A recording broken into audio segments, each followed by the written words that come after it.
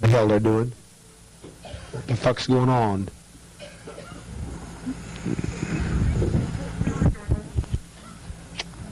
God damn my life. Gardens, Jim Simpson.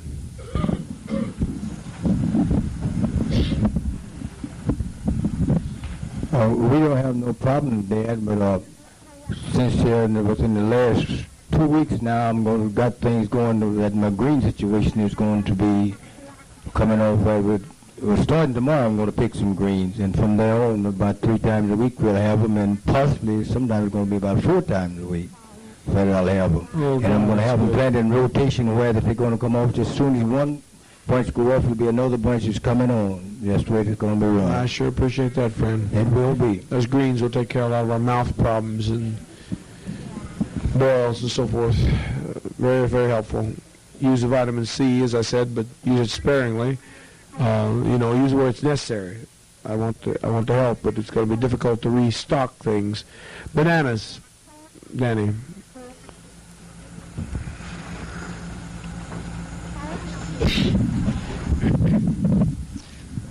I too put in for a request for a change, Dad, but I decided against it tonight. As of now? No, I mean, there was when. It would be ridiculous. You all want more experience in it. Why would you want to change for? Well, I had my ups and downs in the bananas, and a lot of it I deserved with the criticism that I've been getting, and a lot that we did not deserve. I felt we did not deserve in the criticisms we got as a crew as a whole. I felt they had been working hard in some instances, and other instances I know we have been letting down quite a bit, and I have also. And it seems that we have got a reputation every time something's read or somebody says something that we're the slowest in the bunch, and every time we're on the floor it reflects, and it's been that way ever since, and it's been bothering me quite a bit that way, and I thought, well, if I can get out, it may pick up the crew some. That's bullshit, Danny. That's bullshit. You know that's bullshit. You really, what you should have said in so many words is my image I thought was being affected, so I want to quit. And that'd have been one sentence, that'd have been it. Because, in other words, your paranoia was too far at work because you don't have that image in the first place. But what you could have finished in one sentence, my image, I think, is being affected, so I want to quit. That's true, Dad. Let's go. What's the problem now? What's the breakthroughs or what's the problems? Everything seems to be running fairly well. We removed another windrow and of banana trees, about 174 trees today, which is going to affect somewhat our production of bananas intake. But we're planting them as fast as we can, so when they come in, when they start to yield bananas, we're going to pick up quite a bit more. Because the banana trees we remove have suckers as well, so it means double the production in trees as we plant. Thank you. Thank you. Herbal Gardens. Shift.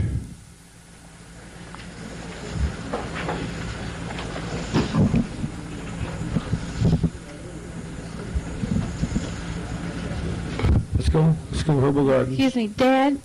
We found something called Gotu-Kola, which is the herb to preserve a long life. And it's... Burn it. Yeah, right.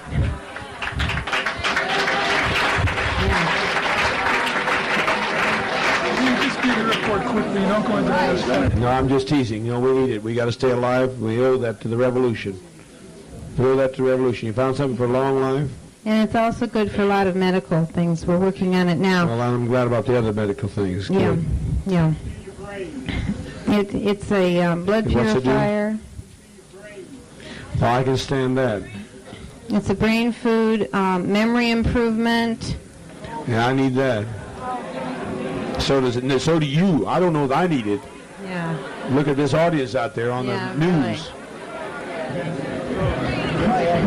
When you give it to them, Shirley, then I want to know the night you give it, so there'll be no excuses. Everybody will then remember everything. Okay.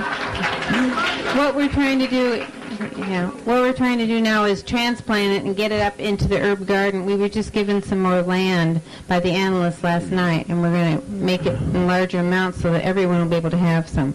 Okay, good. And we found some cactus this week on our land. Thank you, Dad.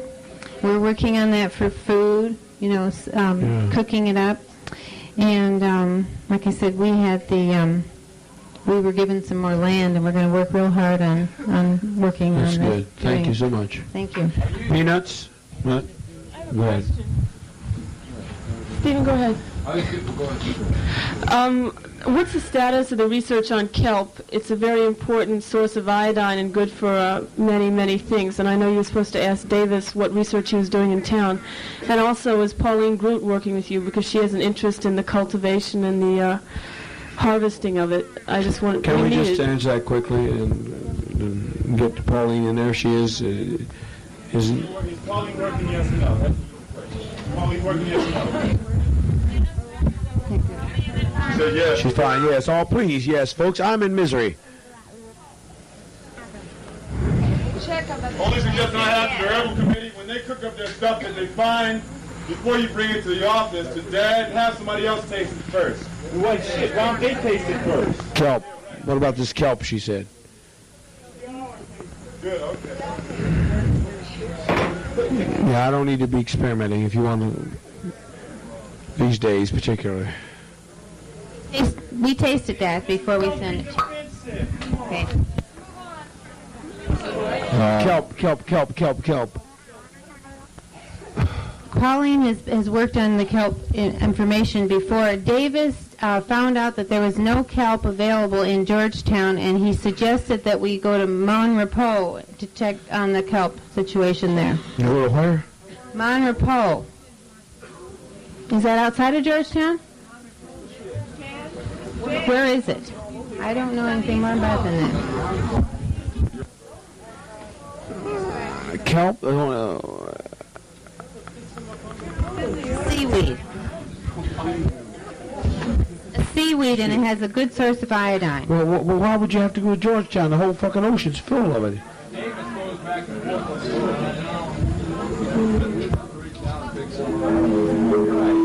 There must be something wrong here. Please radio check this. I mean, reach down and get kelp anywhere.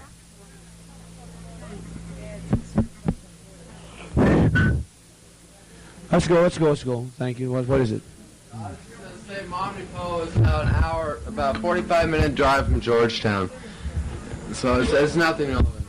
Okay, let's get kelp. I don't think you have to go that far to get kelp. Let's go. Herbal Gardens. What is it, champ?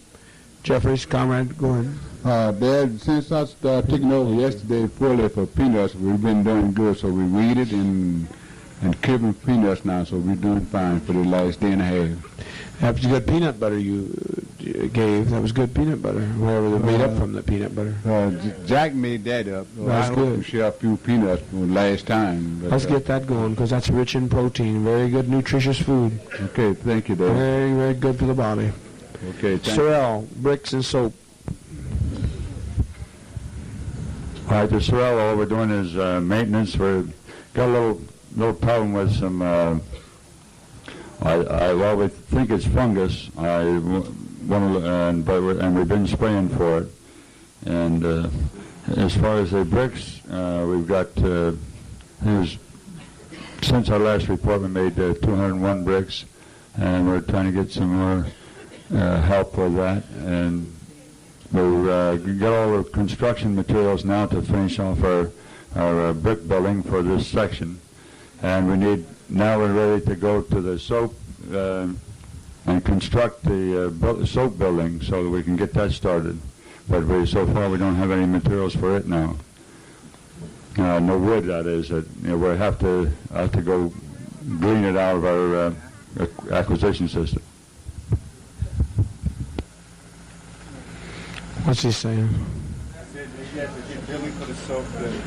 Well, can we get it? I know, soap and bricks is one of the things that's so essential.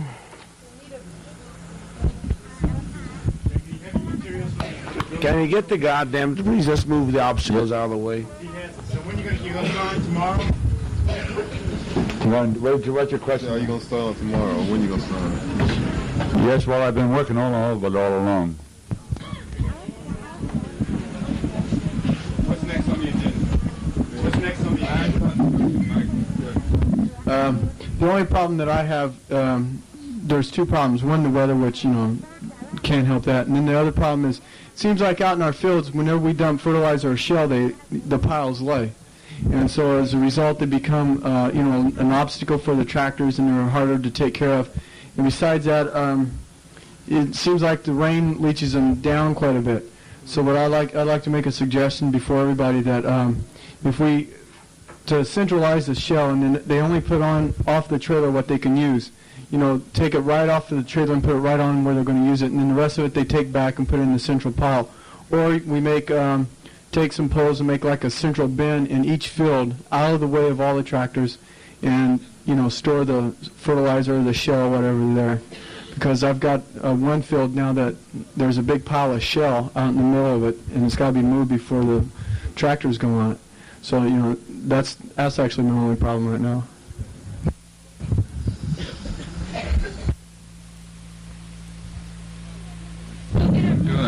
We'll take care of it now. Yeah, we can take care of that.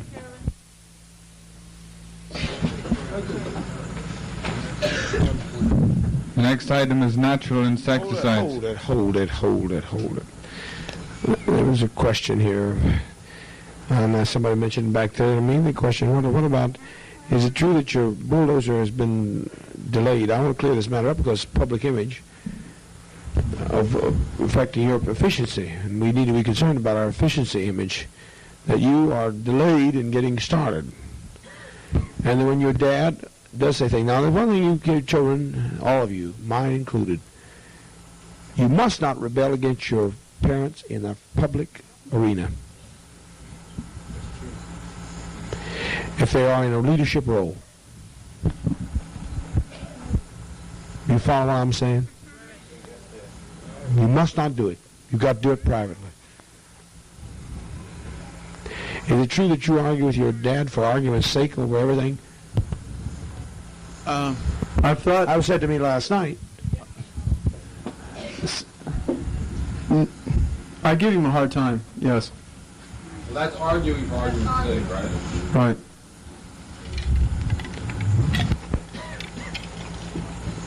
Is it true that that on one morning the bulldozer was 1 o'clock getting out when you know the pattern of the rain, and why was it if it was so? It's true, and I know it was true, but why was it?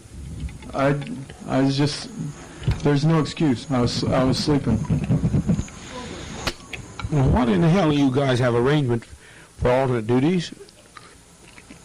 This is dangerous about going these long hours, then taking your time. You miss the whole purpose of planning and construction. And we denied this stoutly before. You denied this. What the hell wasn't Al Simon supposed to cover so that the bulldozer was never to be inoperable or inactive? And what time did you go to bed that would be justify you be starting at midday at 1 o'clock? I finally got to bed that morning probably about 2:30 or 3, and I didn't go to sleep till probably around 5:30 or 6. Lee talked to me. I happened to hear what you said over the radio that day, and Lee talked to me about it, and I told Lee under no circumstances would it happen again. And Fine. Well, I never heard any feedback on it. I never heard any feedback from you. Another thing you people need to do, and SAT, by the way, you're dropping stuff of observers report to secretaries.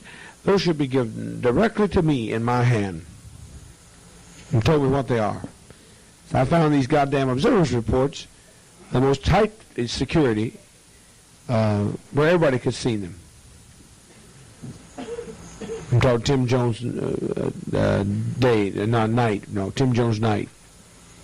SAT observer, particular observer report. That's not work observers. That shit should never be laying around. I found it laying around on a desk.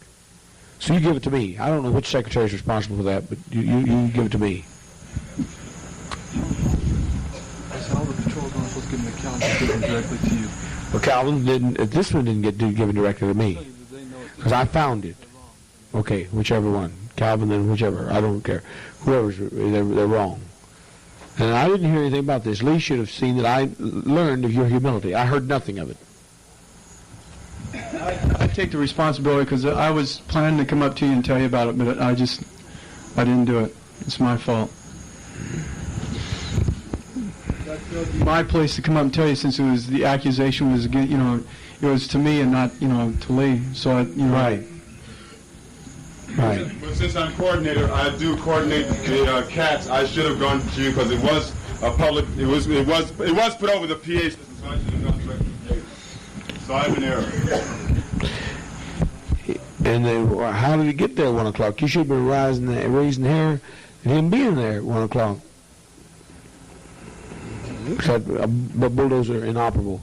Did those in the farm analysts that complained about it being inoperable when we needed all the dry we could use and had no other time, did you guys go to the coordinators and complain? Shaken, did you go to anybody and complain? What's that? No, I didn't go to the coordinator and complain, Dad. No, I did not. Okay, now which one of the farm analysts did it? Because it was brought to my attention as if you was your complaint. And that you give mouth to Charlie when he talked to you before about this kind of procedure in public. Now somebody raised that complaint. I did not look for the bulldozer. I was too busy with radio strategy. So somebody raised that complaint. Does anybody in the whole damn secretarial staff know who it was? It was phoned into me. But the coordinator ought to have known it. You ought to have known it. If that's your responsibility, Lee, you should have known that thing was not moving at 1 o'clock.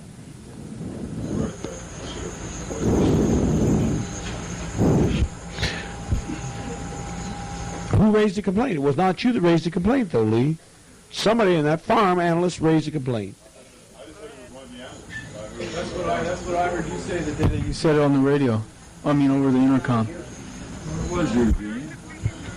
Huh? I heard it was you, too. I think I did, too. I think I did hear it was him. But he says, and I believe he's saying the truth, but somebody nailed him as doing it. A couple of months ago. He's talking about Saturday. She said you told her. You said you told her. You did tell me right in that radio room porch. You said that bulldozer has just now started up. It was 1 o'clock in the afternoon, and I'd like to know why it has been laying idle all morning. Yeah. Shut up, Gene. I might have talked to you or somebody else about it, but I thought when you said raise the complaint, if I'd written a note or something to Dad about it, which I did not do. And that's what I thought you were talking about. Well, naturally, man, if you make a comment like that, I would weigh your judgment and ask why. I had remembered conversation with her. I had not remembered saying that to her, but I very well could have. Is it true, Charlie? In your opinion, does he take disagreement with you over non-essential matters, or is that just other people's observation? No, that's true. I don't think Mike has changed a bit towards his attitudes towards me since, especially when we're talking about what he's doing with the cat, his time at work. Off work, he and I have a fairly good talking relationship when we do talk, but we don't talk often. But I know I cannot approach Mike. I still can't approach him because I'll get a bunch of crap from him. I'd also like to say while I'm here is I don't think Gene was right in not approaching Mike. I don't think he should have gone to Carolyn. When he saw the goddamn machine had set, he should have gone and found somebody to find out why it was sitting. I'm going to take part of the blame for it, too, because I knew that it wasn't right that it was sitting there, and I also saw Al Simon over on the shake mill, and I have enough knowledge to know that there's a driver and there's a bulldozer, and by God, they could be working regardless of where Mike was. Yeah. So I'm going to take part of the blame why the bulldozer didn't run that day myself. It makes no difference whether I'm the coordinator of the machine or not. I knew that something was wrong, and I should have corrected it. That's true, but Lee, you got to take initiative and not back off because he would be the coordinator's son, which I don't think you would be, or that he was white. I don't think that would. But why did you not notice it at 1 o'clock? I had not paid any attention to them. Are you the coordinator of the son of a bitch? Yes, I am, Dad. You hadn't taken any notice of it? Earlier, I had not that day. No, I had not. If you coordinate, you have to take notice of it every day. spite of the fact that you're one of the few people who stay in that damn radio room, it's got to be done. Or you're going to have an assistant that's delegated. Because it's not Charlie's channel of responsibility. In that instance, it was yours. Although somebody has to take an overall perspective. Yes. I have a question, Lee. How many hours did the bulldozers work today, and where did they work? I did not see. All I know, they were working down in the rice field. I don't know how many hours they worked. No. That's my point. That's my point. You ought to know that. You should check their schedules ahead of time. We've been trying to get them to schedule their work ahead of time. It's starting to get some structure, but not too much yet. They worked all day today. Good. No, you were late. They started the motors about 10 minutes to 8. About 10 to 8, the motors fired up. Because we marked it. We walked by there. We left here about 7:30. We walked slowly up the road. We got down the road and went down there. Shift. About 10 to 8. For the start up of the motor. There were no motor runs at 10 to 8. 10 to 8?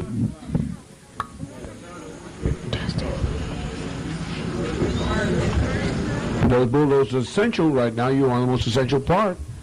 While we still got some dry, you better be making hay while the sun shines. And you have to have that outlined and organized tightly, Lee. When a person is in their capacity of work, do not respond to them. Do not take the liberty to respond to them as a relative. You understand?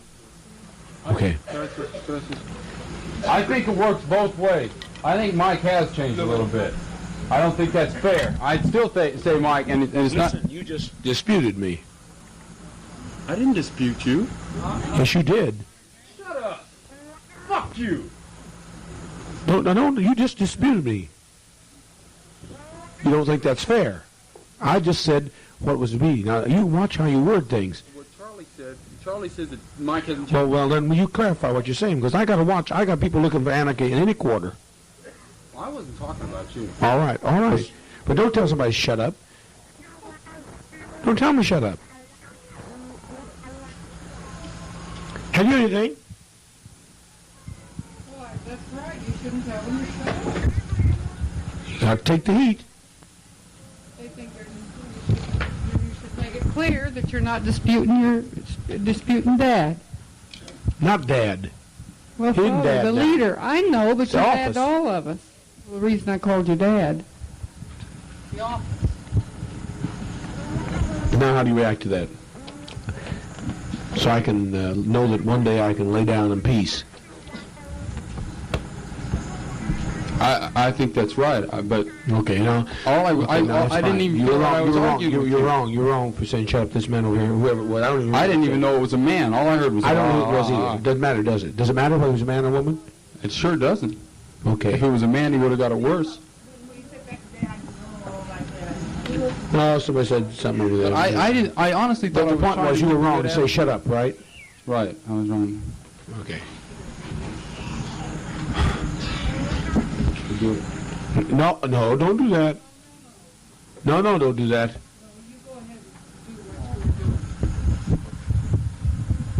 All I was saying is that I didn't think it was fair what Charlie said because I feel that Mike has changed, but I still feel that Mike is not only contrary to Charlie, he's contrary to all of us when we try to, This is true. He's naturally contrary. We had a little talk about it today, about how contrary he is, And I said that I felt that it was a good ingredient, but sometimes he overdid it. And another thing, Charlie will come up to Mike, and before Mike's even given a chance, he says, "Oh, Mike's going to give me shit." And like I heard you said a remark to Michelle when you were in the room the other day about you can't get nothing through to him or anything. And I don't think you want to give him a chance. And I know it's a conflict between you two. And I think it works both ways. I think it's mostly Mike. I know Mike is contrary as hell when it comes to trying to get him to do anything. And I don't think I'm the only one that feels that way. You have a lot of wisdom. Let me tell you something. The other day when I walked in your room, Charles and everybody was there, and he noticed it. So what's the matter with you? You were hostile to me because of something I mentioned, which you got to get over paranoia. When I talk about guns, if I didn't trust you with guns, you wouldn't have no gun. Not second. So I trust you with guns. But every time I make mention of guns, you guys give me static. It's not only you. There's a lot of folk here. Give me static. Guns can be stolen just for animosity. Right? Yeah. And I will always talk about guns. Man, you were obviously hostile to me when I walked in. Well, I'm sure Charlie must have noticed it. There was some reaction. Well, fuck Charlie, not fuck Charlie. I don't feel I was. You don't fuck Charlie. I was hostile, but I wasn't hostile at you. Well, nobody would have known it. I walked out. I said, "I'll leave you in peace. I'll leave you in peace." Okay. I just saw it. I'm sorry I gave you that impression. Okay. I understand your hostility as a dad. I swear. But not in the office. I can't have it. I was hostile at the fact that there's security people running around here that could take the time and clean the fucking weapons, and I get stuck with them, and then it's always said to me, and I don't want the goddamn things in my room. Well, no, so fine. Can security people take care of cleaning the guns? And I honestly don't feel, the reason I've taken it on, I don't feel that it'll be done properly. Because I've seen them before. And I can't direct that. I'm going to straighten it out. Do you want the guns cleaned someplace else, or we don't? You don't think it'll be done properly? What is it they're not doing properly? Half these guns, I've never used hunting weapons before. I've had to figure it out. And I feel they can do the same thing. But well, they can't figure it out. That's ridiculous. You've already figured it out, so why don't you teach them? Okay. What you have learned, you should be able to teach, rather than have them go experimenting at the expense of maybe a weapon. What is it? I said if he knows how to do it, he should teach them. But the way I feel, and I'm not talking about the coordinators in charge of the security, because they have other things to dispense, duties and stuff. But the Who are you aiming at? Who are you aiming at? I don't know who's in charge exactly of the would be the cleaning of the weapons, but I don't feel they think that you can clean, like you can take your car to the car wash every 2 weeks, but you got to treat I feel you have to treat a gun like it's it's a fragile all right, toy. now, but that was unnecessary. That trip you took was unnecessary. That still had nothing to do with 3 guns laying on the shelf when I come in there, and the people have access to your room. I know there's no bullet in it. I know they couldn't fire it, but they got the people here. There's some hostile people that would take those guns, throw them in a shithole so we couldn't use them. That is true. That's right.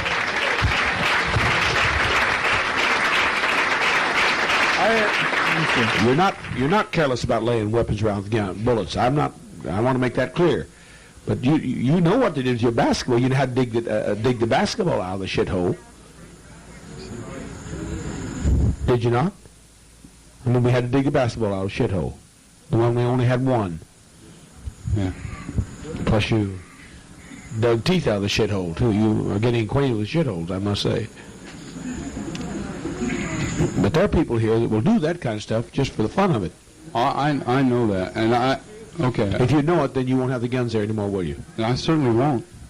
I don't want them there. I don't want the guns there. Now that's not the point. Okay, I won't. You'll have them locked up in the convenience of what you're making there. I have. Right? Yeah. Okay, because you can do the guns, then you should do them. But I don't feel it's fair. I work a regular work day, and then I have to clean the guns on top of it. I don't feel it's fair. Well, then you have to teach somebody how to do it. Isn't that right? Yeah.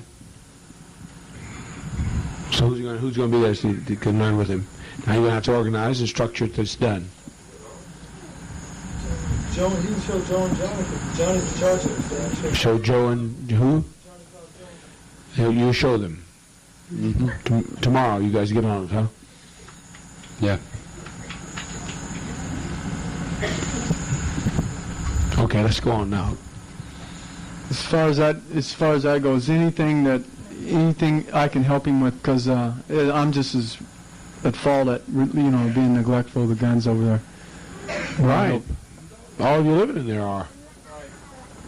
He's the one's got them, so I got to go to the person that's responsible.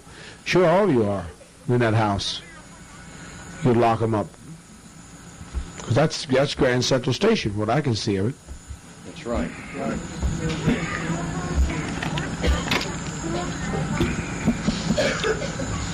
Okay, I finished. I said all I had to say.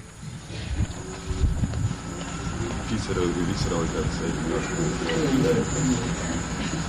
to say. I told Lee the other day when he came to me about this thing about not starting up to 1 o'clock, I told him under no circumstances would one of them be sitting idle. And as far as starting up at 10 to 8 or whatever they said time it was, is that it was I don't... Shift, please. Yeah, I can't understand the time because we left here real close to 7. I mean, that's from what I remember of it. You disagree with the man's statement that it was 10 after 8? Yeah, because it was real close to 7, at least that's what I thought when we left. Because I remember... I better synchronize the time. I thought somebody was supposed to synchronize the time and tell us from radio. That's a joke. Radio night, at night radio, we could do it. Radio at night, and somebody can be the time synchronizer. They can synchronize that clock in there every night, radio. Will you do so? I'm not going to take the apologize or take the heat off the bulldozer operators at all for the time today, but I know that we've got one hell of a problem in knowing what time to go to work here. We go by this clock on the wall and that goddamn thing. We don't know whether it's 20 minutes fast, 20 minutes slow, or what it is. Well, then who's going to take a part of synchronizing the clock? That's what I'm saying. They can synchronize it. You just mark off 5 hours. Mark off 5 hours from San Francisco. We're 5 hours ahead of San Francisco. BR South, then you'll set that clock. Thank you. Then we'll know the wall clock will be right every day. You have set some bitch every day because everything gains, loses. It's outrageous. Most of the clocks around here gain. That's what I found. Mine gains 20 minutes a day. It's maddening. I know the problem that you're having with clocks. It is indeed maddening. It's possible to get 2 more clocks like that, put one out in the cottage. Now, we didn't even satisfy this one that has to waken up. Now, I've got a watch down there, the one left.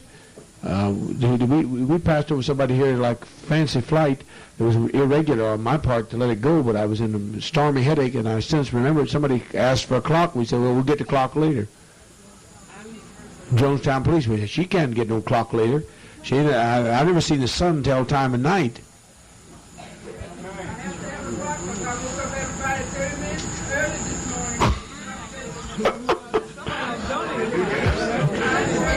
You woke up 30 minutes early. I bet they were upset.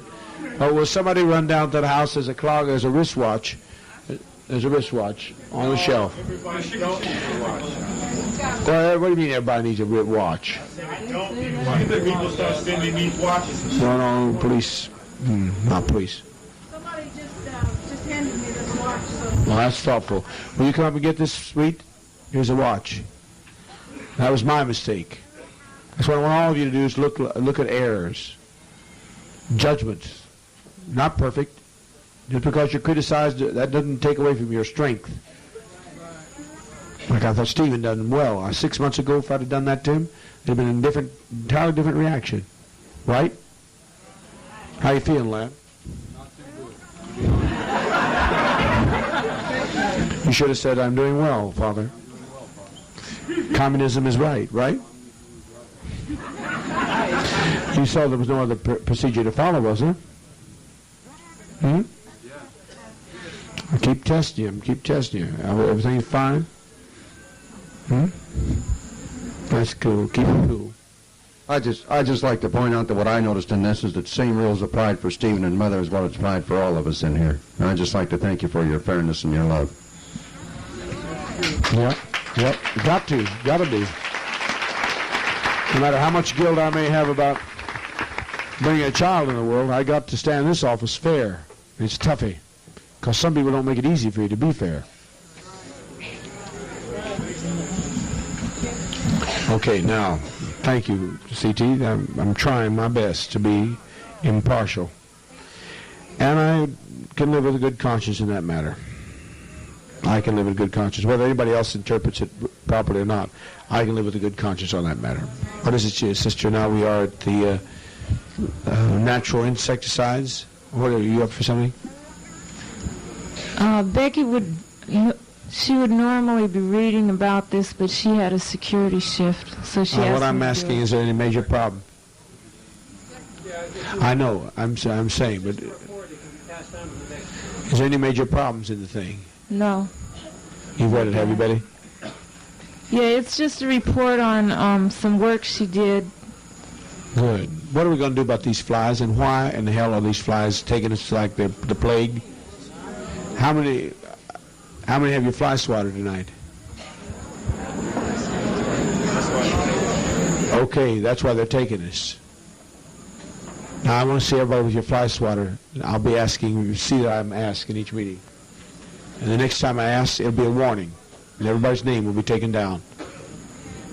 And it's like anybody's late from now on, Wade, you be strict and put the name down, no matter where and when and who is late. Same thing going to start, Wade, with fly swatter. You implement this if you can. We'll take the note, those who have fly swatter. Better thing to do is count the ones that do. So everybody will have a warning, and in 2 warnings you'll go on learning crew. That means we'll have 90% of the people in learning. Better see the fly swatters. I'm not kidding you. What can be done about the fly? I still don't think we know what we're doing. Yeah, there's supposed to be. That's a good point. Okay, I've come across some pamphlets on some various insecticides that are supposed to be specific for flies and mosquitoes and stuff like that. One of the big problems with flies is that they reproduce so fast and they grow immune to the various poisons we've been using. But this is pyrethrum based, and as I understand it, the stuff does not. It's been used for centuries in many ways, and insects don't grow as immune as quickly to it as they do to the other stuff. So I'm going to try and get some. Well, Chinese eliminated flies. How in the hell did they do it? Just swatting them. I didn't catch you. Didn't catch what you said. Thank you, that's true. You see, they did it with a fly swatter. As he's saying, they don't grow immune to being smashed. How many are going to get your fly swatter out tomorrow and carry it? You see people cut it around their neck. I see people, Brother Goodspeed the other day with these red socks and these yellow fly swatter. I thought it was really beautiful. Tripping down with these fly swatter. Now let's carry our fly swatter and use them. How am I going to do it now? We're going to penalize you if you don't. When I was giving news tonight, I was swatting flies. And I said, all day long when I give the news, I'm swatting flies. I'm crazy about flies. And the little bastards germinate. By the way, what is it? When I told somebody, when the one was made, that one fly trap was fixed up by Joyce, it worked for me. And that thing down there at the house ain't worth shit. It ain't worth shit. I'd like her to get together and compare with other people with insecticides to see what the hell's wrong. That those fly traps are not working. Not around the east anyway. Dad, I got a correspondence from Debbie Evans, that a man, Dr. Pierre Noel, is an authority on flies and mosquitoes in Guyana, in Georgetown.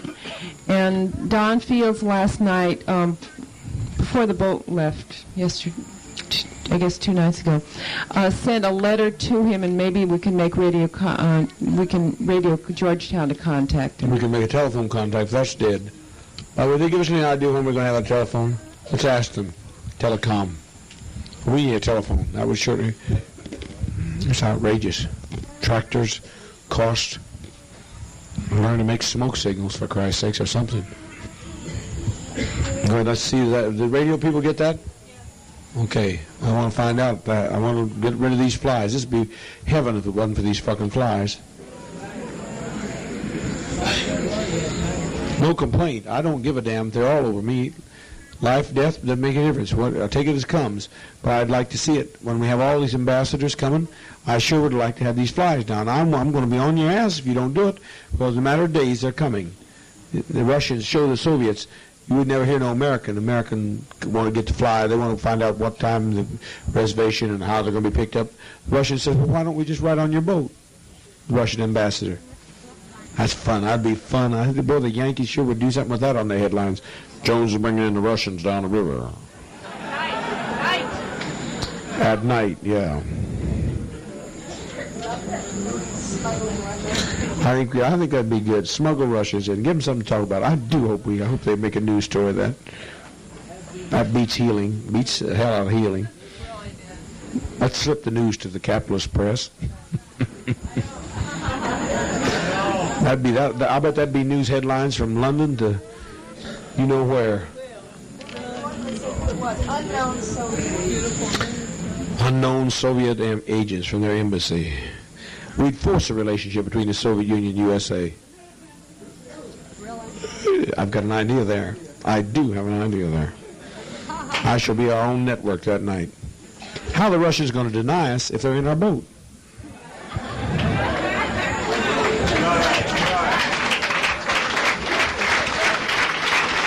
Okay. Jackson, you'll be sure to be ready with pictures on that day. Not that they want to deny us, but I trust us is who I trust. Fully. I trust me. Absolutely. Go ahead.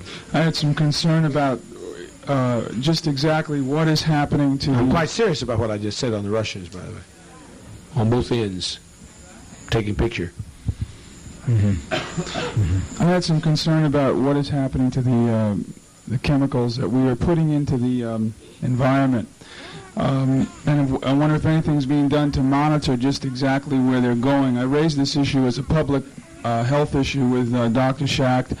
For example, I heard that we're spraying compost pits. Now that to me is somewhat alarming because what we're doing is putting pesticides directly into the food chain because the compost is used to fertilize food and they derive their nutrients from it. And I don't know, I'm not confident, I don't feel confident that we have a real handle on just exactly what we're doing with this stuff. And I'd like to see some...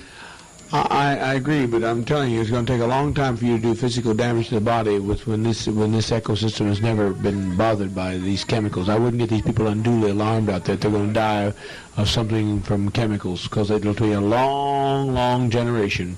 I agree. You should talk to analysts, and perhaps ought to be discussed there to get them to be moderate and to know what the hell they're doing, but there's no need for people to get alarmed that they're going to get any kind of chemical reaction at this stage. I don't think we put that much into the soil, from what I've read. Anybody can challenge that on the farm analyst board if they want to. Now it's on the board, might as well deal with it, and I always believe in dealing with it honestly. One thing that I think should be taken into consideration is that all of these things break down. They all break down. You're talking about putting them in the soil. The soil is one of the greatest laboratories on the planet for breaking down chemicals or anything else. And as far as it getting off into our food, it's just a long cry, I would say. Would you, agronomist? Yes, Dad. Yeah, I don't think it's. I think it's one of these liberalish notions that they get overly excited about, particularly in the third world system where there's been none of it used to speak of here. In fact, we spray the very same plants with the same sprays that we're spraying the compost pits with. We put it on the plants. I say I would rather that you sprayed them than to see them before you sprayed them, but that was nothing but sticks instead of leafy vegetables. I would rather take a little insecticide with my leafy green vegetables than to have no leafy green vegetables. I don't know about the rest of you or not, but...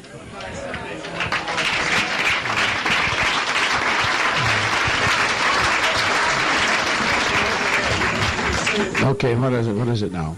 Well, I'd like to bring to attention, today we was out in the peanut field, and the cushion ants is just taking over the cassava and the peanuts. They're just all over. Oh, shit. Why didn't we hear that before? Well, I brought attention to Joyce today, and she told me she would bring it up in the meeting tonight, but she didn't, so. She didn't? I brought it up to Becky, and Becky told me to write it up to her, so I wrote it up to her, and she's going to go and take care of them.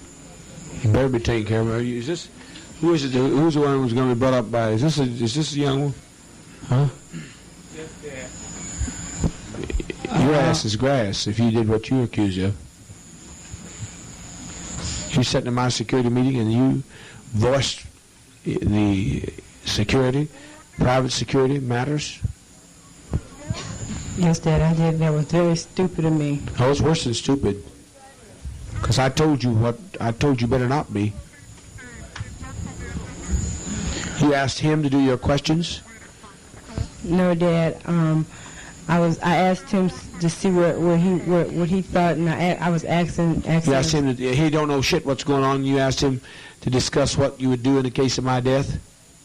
Dad. Yes, Dad. He don't know shit. Now that's a heavy thing to land on somebody.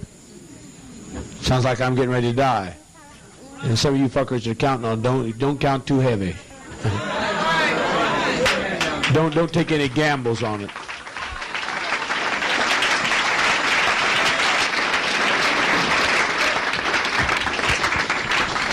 For you that are getting over anxious about me dying, out of concern and some out of anxiousness, hoping it'll happen, I've run a high blood pressure since I was 23. And I've doubled that since. How can you stand 23 years more of me? Some of you can't stand it, but maybe I have to do it. Okay. Anybody that feels in black America, Indian America is going to feel some blood pressure. And it used to be a hell of a lot higher than that. Marston can tell you when it was one night how long was that, 11 years ago, when I went into shock. It was 266 over 160 or something like that. I'm still here, honey. My brain ain't damaged. I got my eye on your ass. Go ahead. Go ahead. But we want to be prepared for any eventuality. But that was a hell of a thing to tell him. He don't know the context. Anybody that's in Operation Zero like I am, I want to make preparations. Some people take glory that their mover would die when they do. They don't have no goddamn concern except their ego. All I'm concerned about is principle. I want this thing to continue. And Dad, last night when Joyce was writing her paper, she had Anita there helping her, telling her answers and discussing questions and stuff with her. Anita March. Anita March? No, Dad. Son of a bitch, how many people did you drag ass into this thing that's supposed to be security? Dad, I was asking her some questions about the news because I had it all mixed up, and I was asking. Okay, well, the fact is you did ask, you did breach my security and talk about important security, how we'd secure this place. Now, you heard that was absolutely, we said it's going to be trouble if it happened. Trying to get everybody else's opinion and see what they was thinking. So you don't have a brain to think for yourself? You're not sensitive to Dad dying? It's your responsibility to be sensitive to Dad dying. He wasn't called to take the post. You were.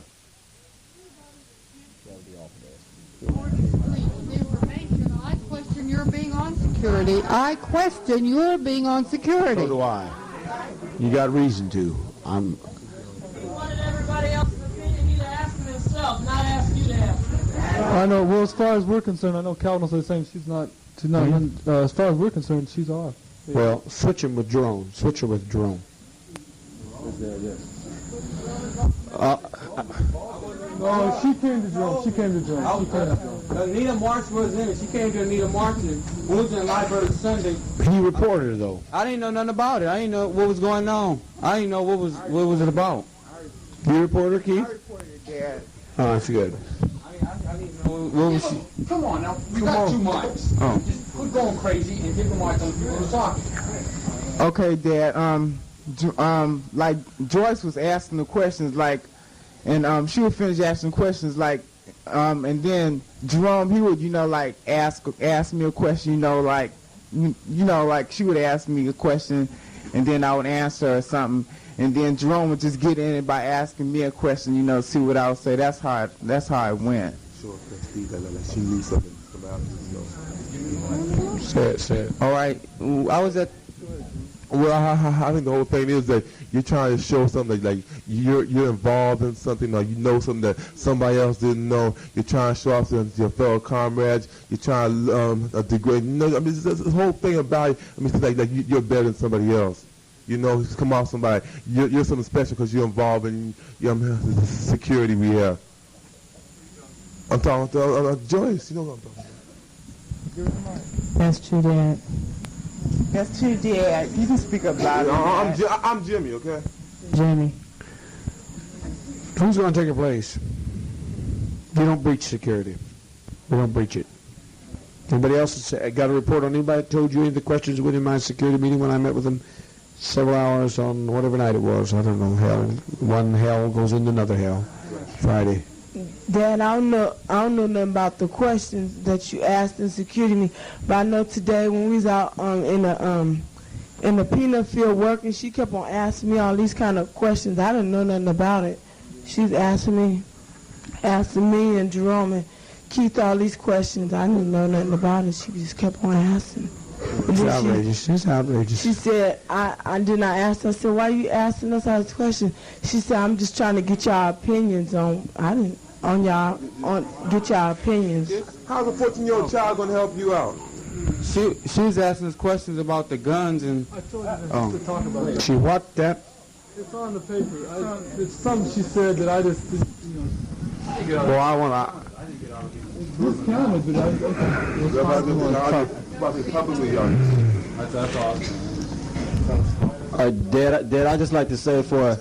Find it, boy. You better be. Just tell him. You want to be trouble shit, man. You talk about our weapons, it's going to be trouble. You told that kind of a lie? That's a lie. You told a lie that there's no bullets in our guns? Yes, Dad. Fuck you, there ain't no bullets in our guns. Come on. Get out of my sight. There was no reason for that, you traitor. There was no reason for that. Now there is. There is now. There'll be bullets in them now. There wasn't, but there would. Damn you. What was your reason for doing that? I was trying to keep some humanity around here.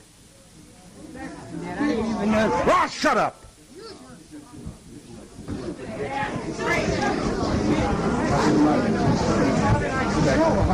There'll be bullets in them now. You're going to have to prove Dumbass yourself. Bitch. I'm going to say right now, I don't mess with them now, trust you. boy. There's order. I don't trust no you. gun issued without bullets. He can't even look. What'd you do wrong, you stupid-minded bitch? I went and told all the security. I went and told all the protectors for the security. Why did you do it? Just stupid, Dad. Oh, smart and stupid. Go and tell people there's no bullets in the gun. Now require every goddamn gun I have issued with bullets. Because of the accidents. You breached security. You breached it. She told the truth. But it won't be tonight. I wouldn't trust you any further than I could throw you right now. How did she get on there? Who recommended her? Where'd she happen from? Where'd you fall from? Why didn't somebody tell me about this kind of crap? The thing was, she went on the daytime roving. She went on daytime roving security. All she was a replacement for 1 hour, and I don't know how she got on to be a replacement just for a Sunday. That's all she. Well, why did you guys let her in here? Now don't be defensive. I was just on Stephen. What the fuck was she doing in there? She was a replacement on SAT. So then replacement on SAT. She was a relief for Calvin. So when they all left and they took half the thing, I put her on the patrol during the daytime. I put her on, but you people don't know her though. You're all error. You're all in error. I take the guilt of this. You didn't know this woman. If you did, damn forbid, I can't believe you'd let somebody on here like this. I want to know, bitch, you better talk. I want to know why you told them there was no weapons on those crews. I want to know. Dad, I don't know. I was just stupid. You better know. Shit, you better find out something. You better find out something. You better find out something.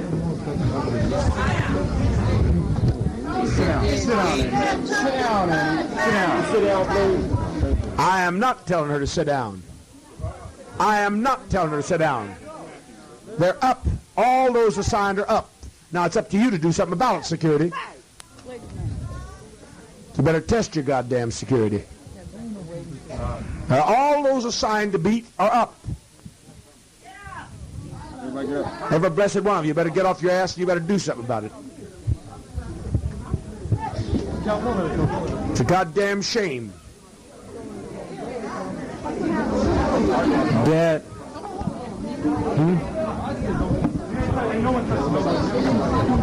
Saying who?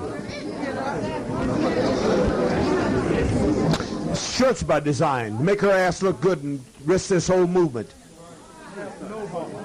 Put the mic in her mouth. You better get your mouth talking. Someone slide under the table. Slide under the table. Get to her. That it was very stupid of me to be talking and telling our things on security. You better talk up. You better talk up for telling this. It was for me to look good, and I wasn't thinking about. I was thinking of my own selfish ass, trying to get an image for myself instead of thinking of the cause and what you got to go through to protect us. What is it? I was thinking of my own selfish ass, trying to look good.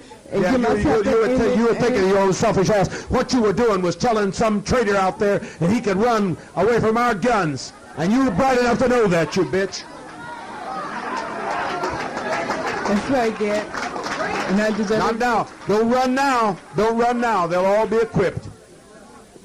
Dad, I deserve everything I get up here. Dad, I was out there in the peanut field. I'm on the SAP patrol, and she could have asked me the questions, but she didn't. Whoa, got one. You better get her. You better get her. You better get her, goddammit.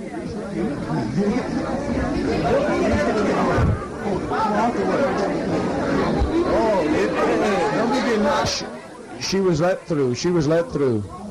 I let her through. That wasn't security let her through. I let her through. I maybe let somebody else through because you don't respond to niceness, gentleness, kindness, and love. It'll be back. Maybe it'll be back next week. She wouldn't have got through there if I hadn't let her get through. That's right, Dad. Hurry up and talk.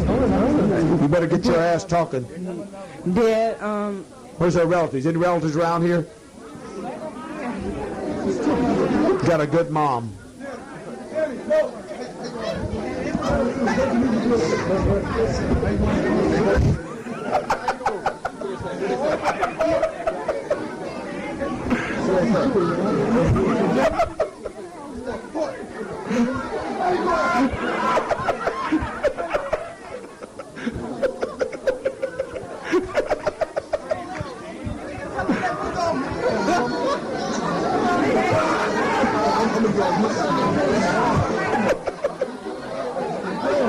Mr. Security.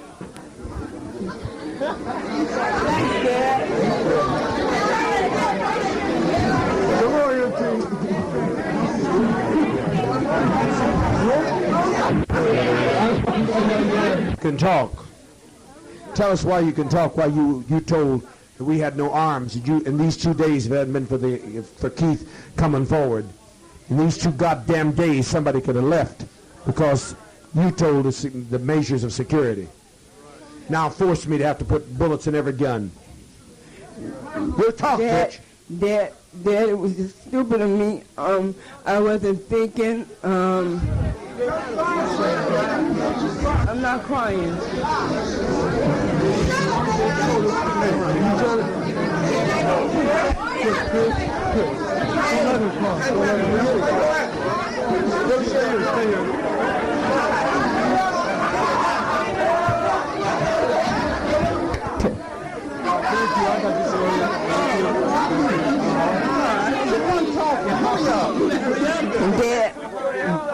Dad. What? Yeah, Dad. Go on, talk.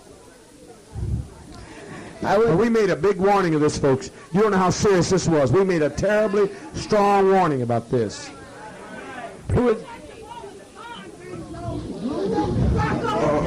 I wasn't thinking of the things that you would have to go through if we was to put bullets in the guns and the accidents that would probably occur.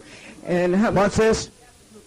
I can't hear what you're saying. Stop crying. You're crying and talk, man. And hurry up. I wasn't aware of the. I wasn't thinking to be enough aware. Instead of opening my big mouth I wasn't aware to keep my big mouth shut enough to know if something had, if you had, or we was using bullets, if somebody could have gotten hurt or anything. I wasn't being concerned enough to think that you would be the one to have to. You're repeating everything I said. Well, they're coming to see me, baby. Now. Come and see me, baby. Yes, answer what he said. What did you say, Ronnie?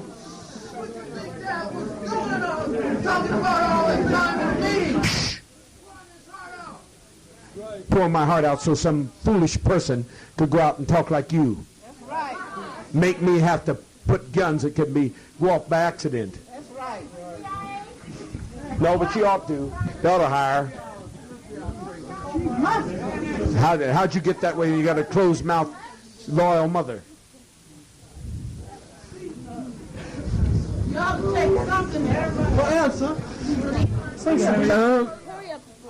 You better get nervous. You better get nervous because we warned you what happened if this took place. Yes, we made it very, very severe.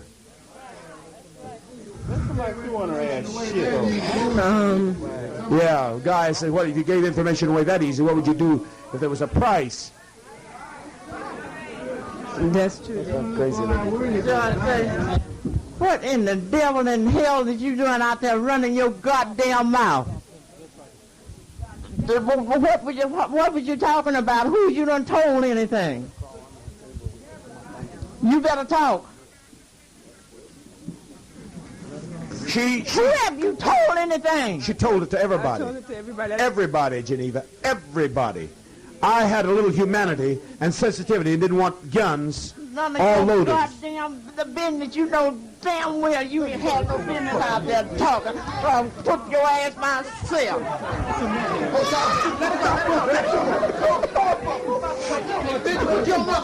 Get your ass back. Let me get your hands down.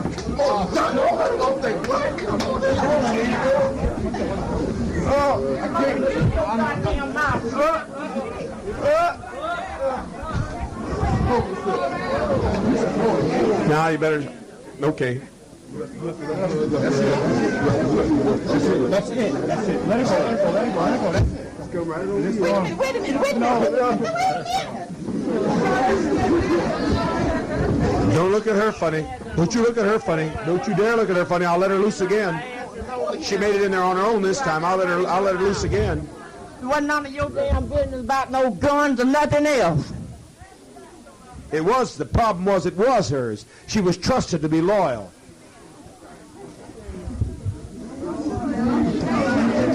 And these what did you gonna say? And in these 2 days, somebody could have run over the hill and caused trouble for the whole movement.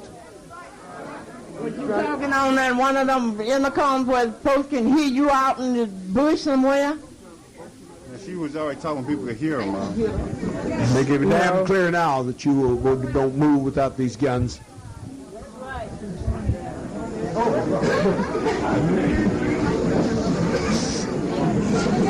do you got to say? Did you want to know what was in anybody else's mind? What in the hell was in your mind? Please take your glasses off. Get in there, Mary. Hold it in there. That's it. Get in there.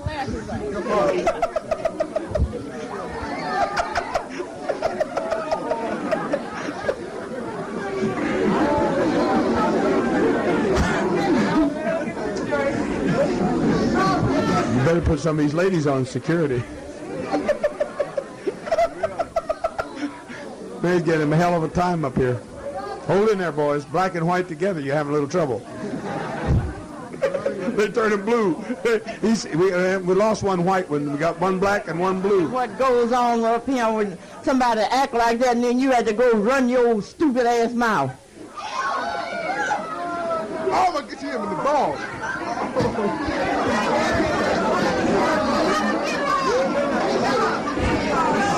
Don't hurt the cook, y'all. Yeah, hurt the cook. Hey.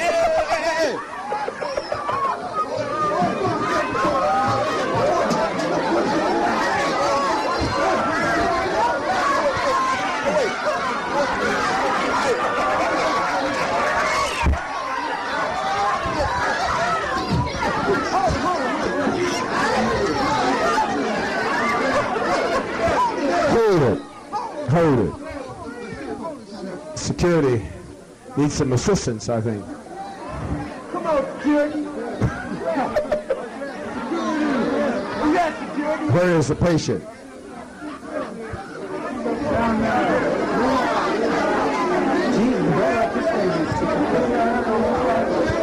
Find the patient. That's pretty good. That's pretty good. You protected very well there. Let's make a block. Come on, security. I know you're better than this now. You better give me a little mic. You deserve all you're getting, sister. You deserve it all. Yeah, move. Give her the mic, yeah.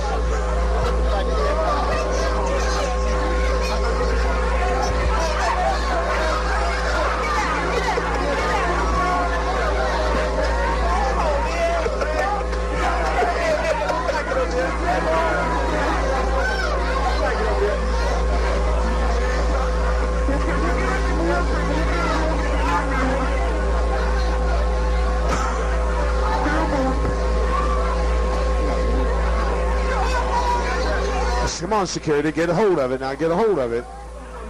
Everybody back up.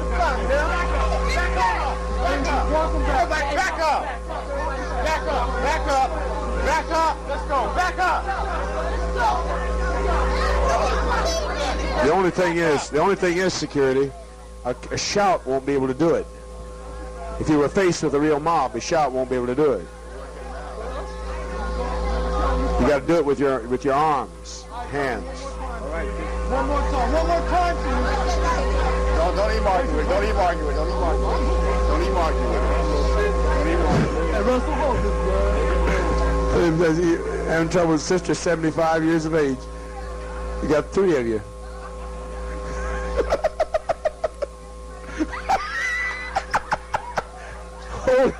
Hold it there, Simon.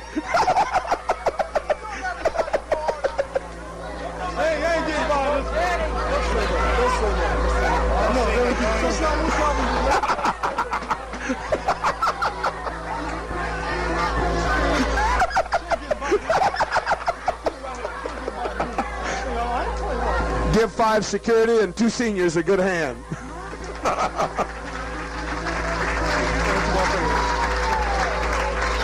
That's the best goddamn fight I ever saw, put up by a 70-some-year-old. Okay, now will we relax and go back to your station?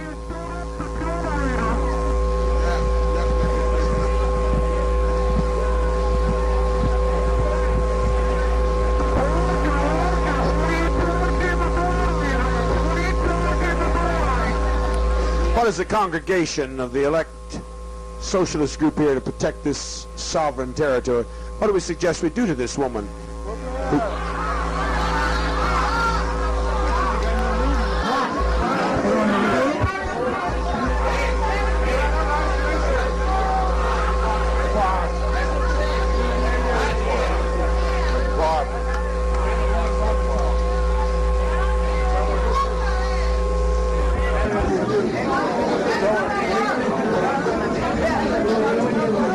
You got a big mouth. Other reports of your complaint and talking about people. Talking about anything else in the toilet? I don't know how you ever got past. Everybody should come on the security by recommendations. Now everybody will sit down. All security back off. Sit down.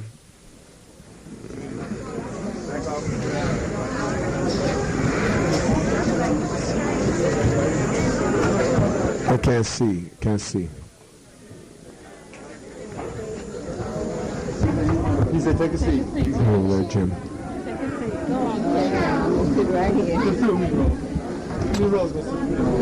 What do you suggest be done with you, sister? Betrayer of the people that could have taken the lives of every child in this house? I think I should have to work for at least 3 days and 3 nights without stopping. I would think so.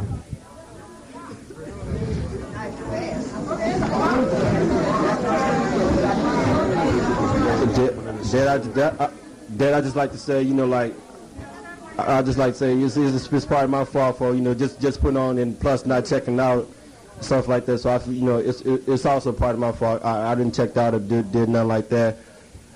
I thought she would have been, you know, good. We all have to take collective responsibility. That here's a woman who you ought to do an investigation on everyone, talk to their friends to find out what the hell type of person they are. We're going to have to be much tighter. We learn a lesson from this. This is outrageous. I heard something. Go ahead. I heard something that Jerome was asking the same questions, and I'd like to know something about that. Well, that's too bad. That's sad news. All right. Why I asked Keith that, because she was in the fields, she told us that it's supposed to be, when I came, first it started this Sunday, and she said it's just something that she's just supposed to be asking people. That's what Keith was talking about. I didn't even know what it was about. I didn't until she mentioned it. Then she mentioned about guns and stuff. I didn't know what was it about. Generally, for the Thinker Collective, he has done a very good job of getting information and should be treated with a certain air of respect for the sense of organization.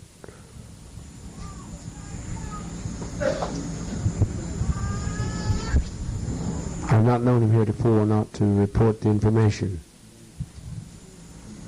And we've got to be all information gatherers and reporters if we want to safeguard this house. Dad, to me it seemed like she was taking the whole thing as like a whole big joke, you know, like because when she was sitting at the table doing her report and stuff, she was sitting there at the table with Bonnie and she was asking me news articles and stuff.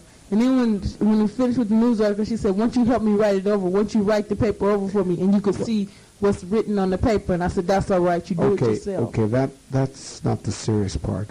What possible reason did she have for talking about our guns not having bullets in them?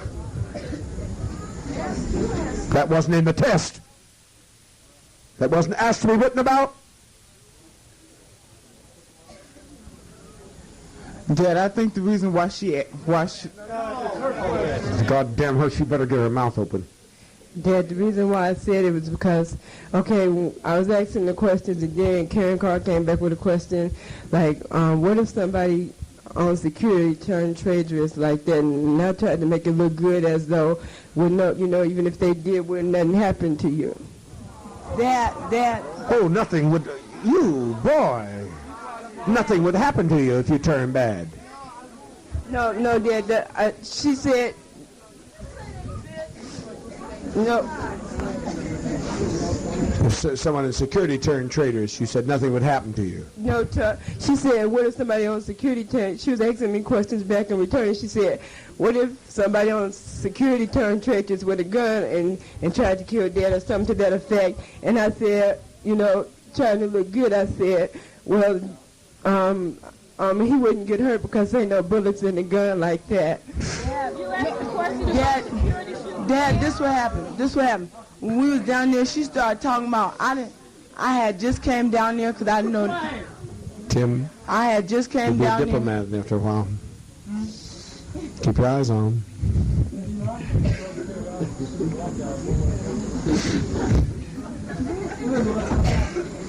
Hold in there, sweet. Hold in there. That. You got one off. He's not talking about when you first. No.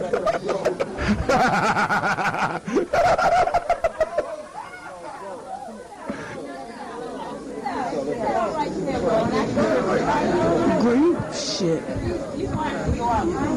Dad.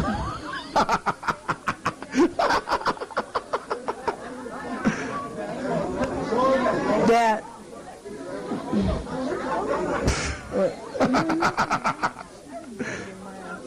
Remember, Tim, she's the one that feeds you.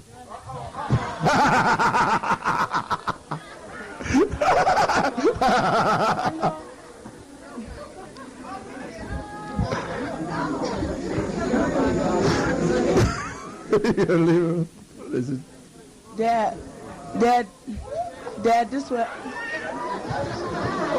this what happened.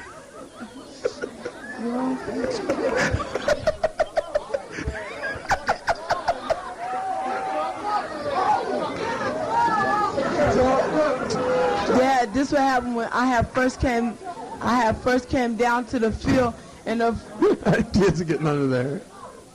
I had first came down to the field and the first thing she asked me was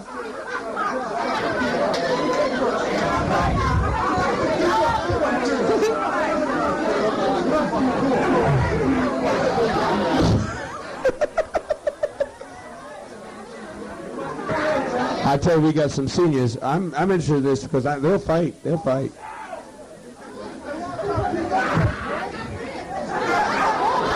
You admit?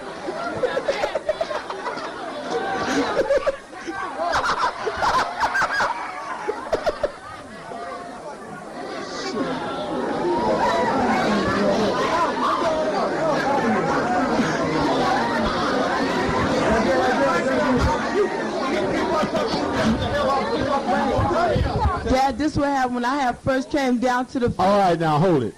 I see our seniors are tough. That's what I want to say. I hope some others of you are that tough. They've rolled. They fell. They've been picked up. My God Almighty. Took 6 to take one of them out. Dad, this what happened when I first came down to the field. Why'd you ask her about the security, though? Well, that's a legitimate question. I think it's a legitimate question. But you look good, so you answered it. Dad, it was on my... She told us to ask her any questions. She did, so I just asked anything was on my mind. She told you to ask her any question. Why would the fact that you want to know if a security shoot dead would have happened to him? Why would you? I didn't ask that question. That's the question that we got on now. That's the question we got on the floor now. I think it's a legitimate question around here. You got one looking like a traitor. That's right. Why the hell wouldn't you ask him? My mistake. She's a traitor.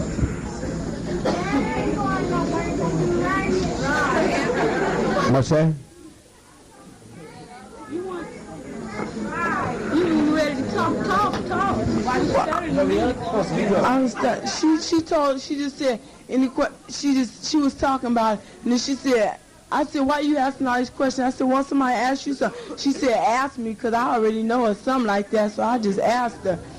And then, so I just asked her, and then she, I said, what did you ask? I even forgot what I said, because I said,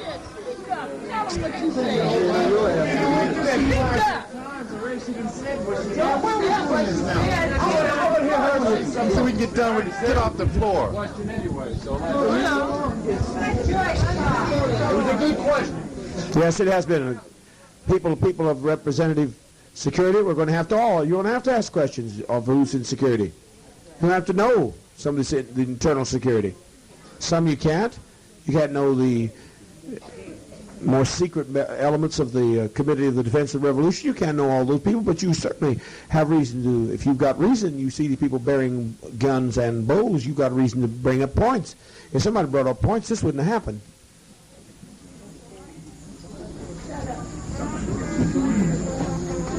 Okay, back off now. I'm surprised you say you only should get 3 days and 3 nights. You invited the questions. You invited the questions, huh? Yes, Ask you any question. What makes you think you know so? Our mistake. Our collective mistake. I'll take my guilt for this. What makes you think you know so much? You know all the answers. You got all the answers. You got so many damn answers. You better start talking.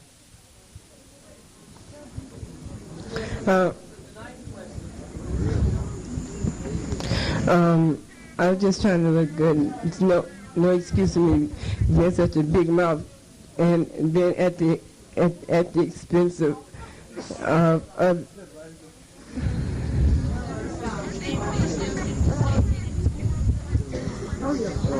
there's no excuse to me being such a big mouth, trying to show off like I knew so fucking much. I hope it's a lesson to everybody, because I don't like to see this violence, but I hope it's a lesson. It was very, very kind, and as someone said, I poured out my heart in there. Very deep. And then you go and expose it to everybody. A strategy. And how did you know you were right? Been in a meeting and then you went out and talked? Is that what happened? She was. But to make you all rest carefully for the 2 nights, I reversed it, and we had bullets in the guns, because I thought it was a mistake. That's right. So, don't be very nervous. You were not in any threat, because I thought it was a mistake that we discussed it publicly. Take your seat amongst those who learn better than you. Thank you, Dad.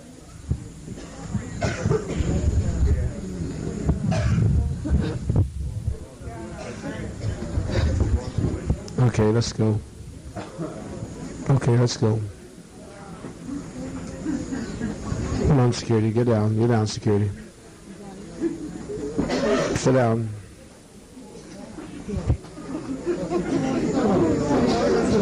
Who's replacing her? Who's replacing her?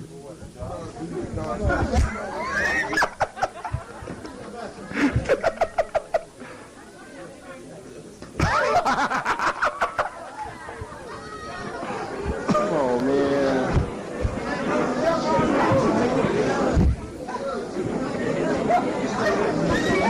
Tim, you got one behind you.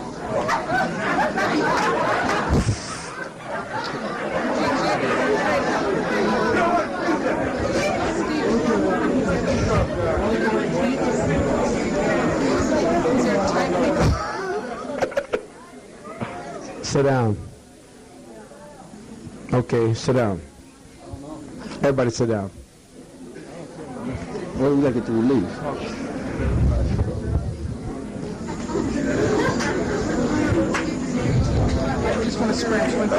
Dad, instead of deciding this thing by myself, can I get with Shift? Can I get with Johnny and them, Jimmy, decide on for a person put in their place? Yes, indeed. And then make it pass over me. Final passage. Thank you.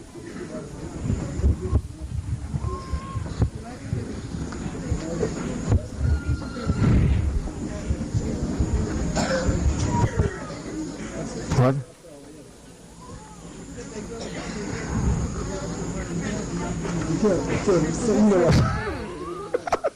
Rose looks like a reptile ready to strike.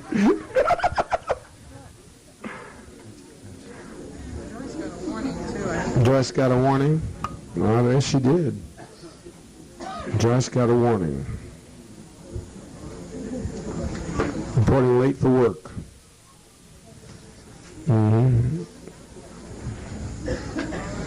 Warnings also Charles Marshall.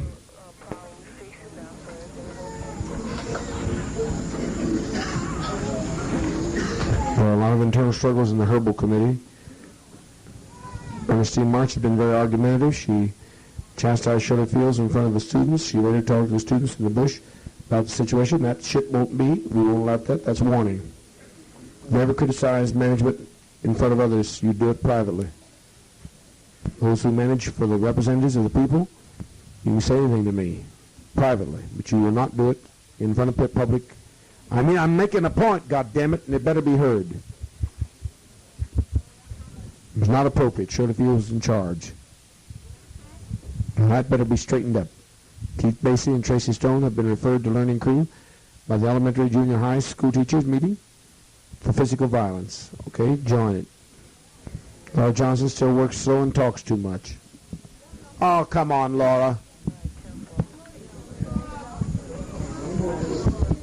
God damn it. Who they just... Roy Bargeman told supervisors he's not going to do his best because he didn't get a job change. Oh, now. We're going to defy the authority. You're not going to do your best, huh?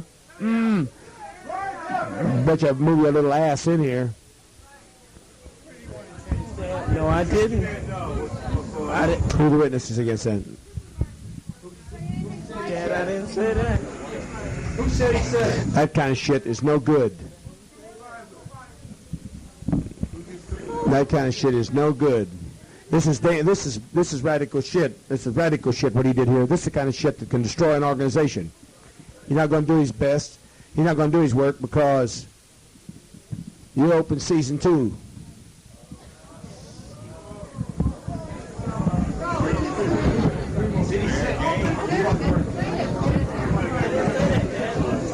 Where's the supervisor? Here I am. Okay. Today we was on break. Did he say it? Yeah, he said it. Sure said a plenty of shit. How many said he said it? Okay, he said it. He said it. Now he's a liar to the office on top of it. Get him.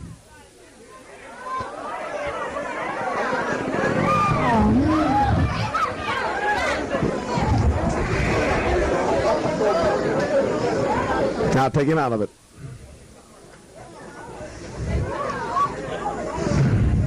Don't lie to this office anymore. We're tired of putting up with this shit. Don't lie to this office anymore. You hear me? Get your ass over there and sit down and see how well you work. Goddamn people don't appreciate goodness. Sit your ass down. And lie on top of it. It's all right. That's your risk. You open season until you get on that on that learning. Then they can't touch you. He better not use. Did you? Yeah, answer the question. Did you say it? Yes or no? Yes or no? Yes, sir. I said. What did you say exactly? My exact words is, I don't appreciate the supervisor saying I work good in the meeting, and when I get on the floor, they say I don't work good. Now, that's not all you said. They all heard it. I saw black and white people putting up their hands together. They heard you say that you weren't going to work your best. Did you say it? Dad, I swear that's just... That's what I said. All these people lying on you. Is that what you're saying?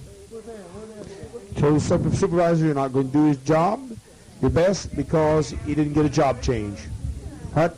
Okay, today we was on break, and Roy said he had been here for 9 months, and he had been in the field for 9 months, and he said he didn't want nobody to praise him. He didn't want me to praise him or nothing.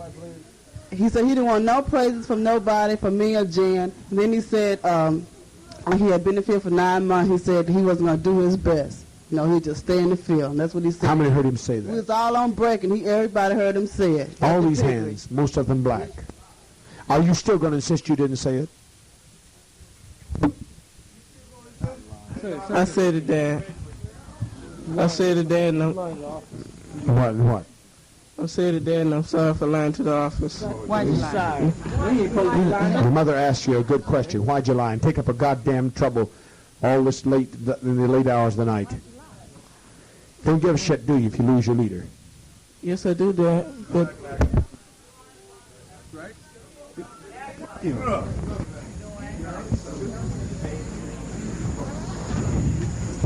Why'd you lie? Speak up. Enough.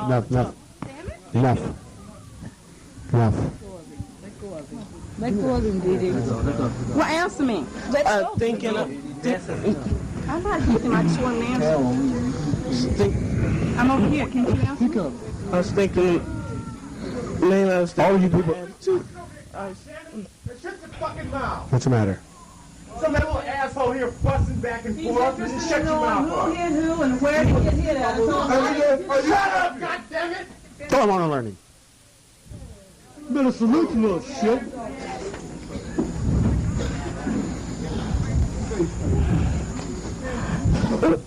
Anybody getting up here at this hour? After all that was explained tonight, the blood pressure's still there. It hasn't gone anyplace.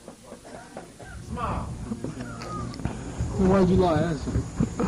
I was thinking of all the hostility that Didi and Diane had on the group. You're waiting there, Steve. There's too much hostility for you to deal with. Just get away from there, and you got to blow like a goddamn bulldozer. Don't get close to it. I deserved that. Oh, you deserved it. I ain't questioning that.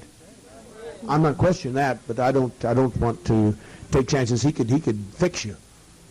I also imagine you feel somewhat the same if there was a risk that no matter what hostility he may feel is a natural ingredient to life for a child to have to battle with their parent all the time, and the parent be a leader also, which makes it double problems.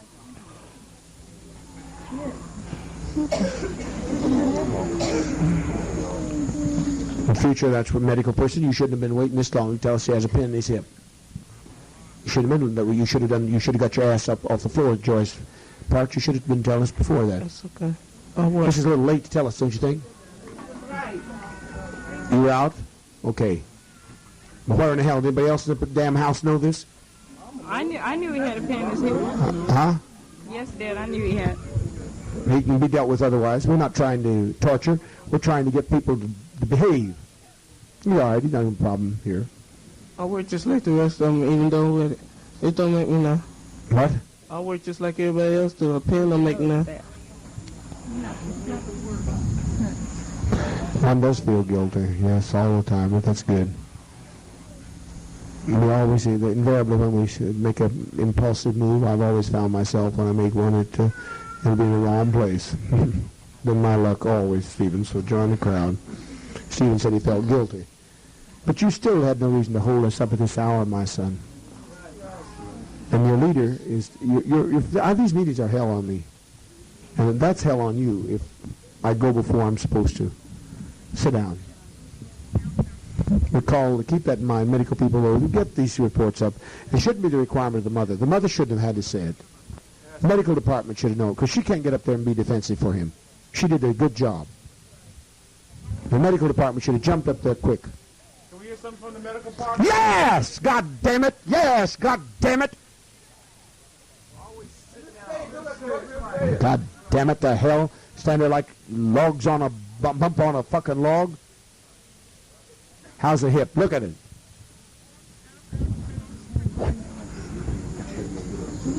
Why are you doing that, Laura? Why the fuck are you so fucking... Yeah, why the hell you in our face again? Everybody else sit your asses down so we can move on. Sit down. You're gonna get zapped. Somebody ought to nail her ass. Yeah, that's true. That's true. I'm a son of a bitch, it's true. I thought I picked up. I swear I thought I picked up, and I had not been talking. Did you ask for? Did he ask for change because he had pain in the hip? No, when he came to the committee, it was nothing about no medical. He runs just fine to lunch, and to be fair, It was nothing like Medical could check his ass out. I'd heard about it from Shaq. I think they'd been in a grave situation. Didn't he know some change in his hip? I didn't know about this. I just heard that he had a problem today, but I didn't understand it. I didn't know what his problem was. But we... Yes. There wasn't a word mentioned about that. No, my point was when I came back in here with Earl, I don't give a goddamn it. Where is it? Nobody else in the how one person in the medical department know this shit? Not everybody. You should alert everybody. You should all care about everybody like they were your own children. That's right. You're right, Dad. That's absolutely right. one person who don't even have a child says that's right. That really makes me feel. Do I say something? If it was Jay Warren, you'd open your goddamn mouth. I didn't know that they didn't know, Dad. I mean, everybody in San Francisco worked with me. How do you know they don't know? You ought to know they don't know. You ought to assume that right away. They wouldn't know nor remember. You got to constantly educate. All emergency cases where there's any danger of injury, they should be told. Because people don't give a shit. I agree, and that's my fault. I remember you working with someone that I did not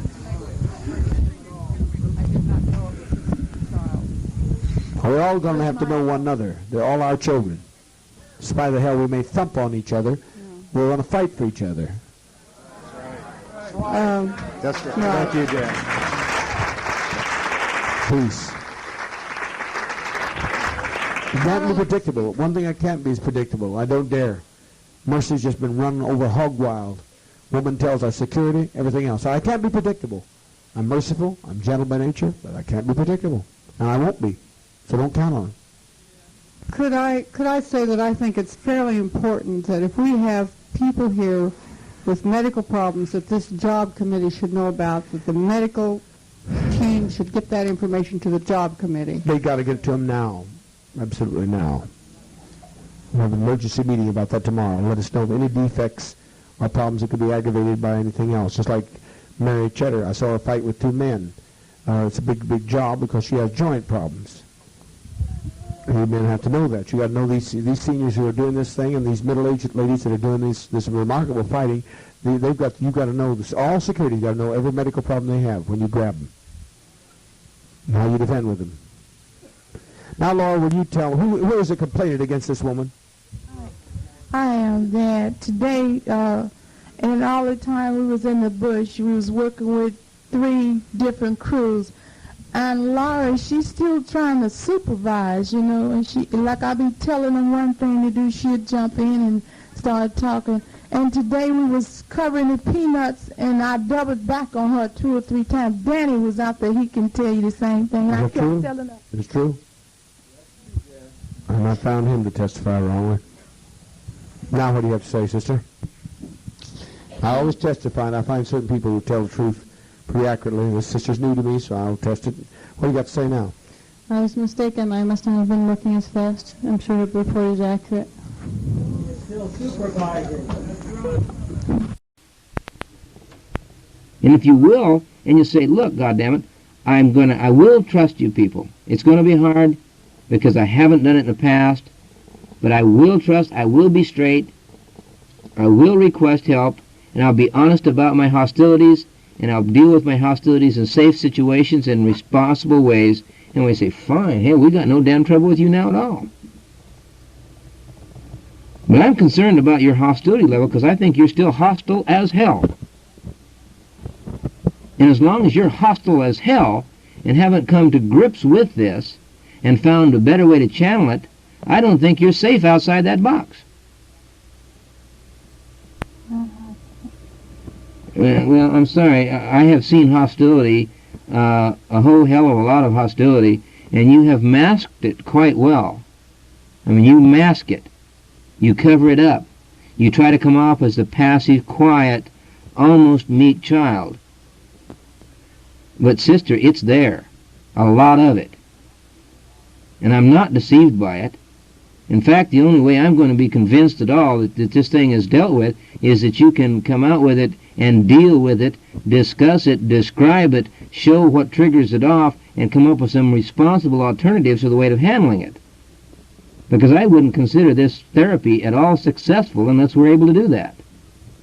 Masking it does not deceive me at all. Why don't you think on it? I'll get back to you later. I see. What's that medication for? Has he got some kind of condition it treats? I don't know. You don't know, huh? That's interesting.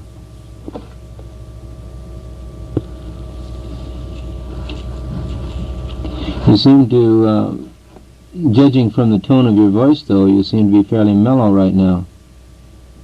You feel that way generally? Yeah, except when there's a lot of racket. Except you which? Except when there's a lot of noise. Yeah. By the way, we're really sorry that somebody threw a dirt clod and hit the side of your box a while ago. We've caught the culprits that were responsible for that.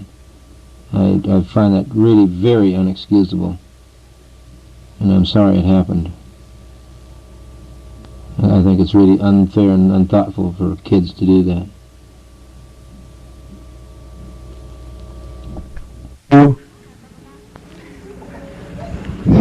Speak up.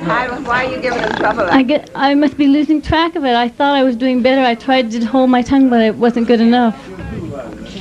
I don't see why you can't Put your hands keep your mouth shut. I don't know you're saying anything. How come you can't keep your mouth shut and do your work?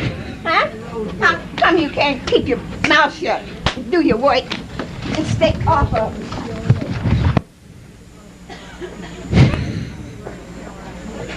Now keep your mouth shut and do your work. All right. You can't do the right thing, say the right thing, or do the right thing. Dad gave you a chance. Dad gave you time. Come on, Laura. God damn, will you say something? Speak up, shit. Okay.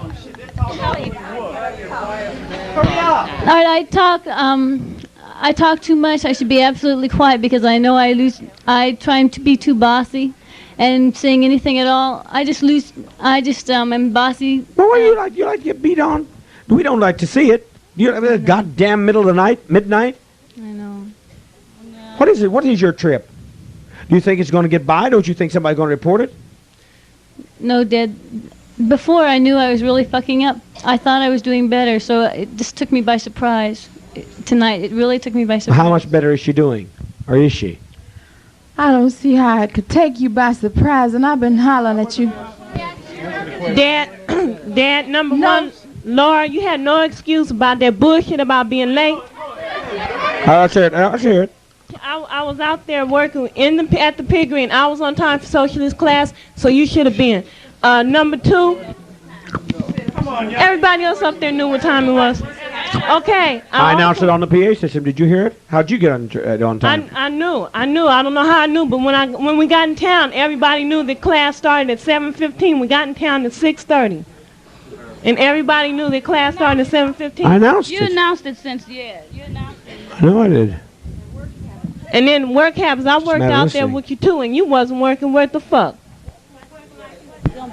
You was working like you was scared to hit the bush, like someone was going to jump out and grab you.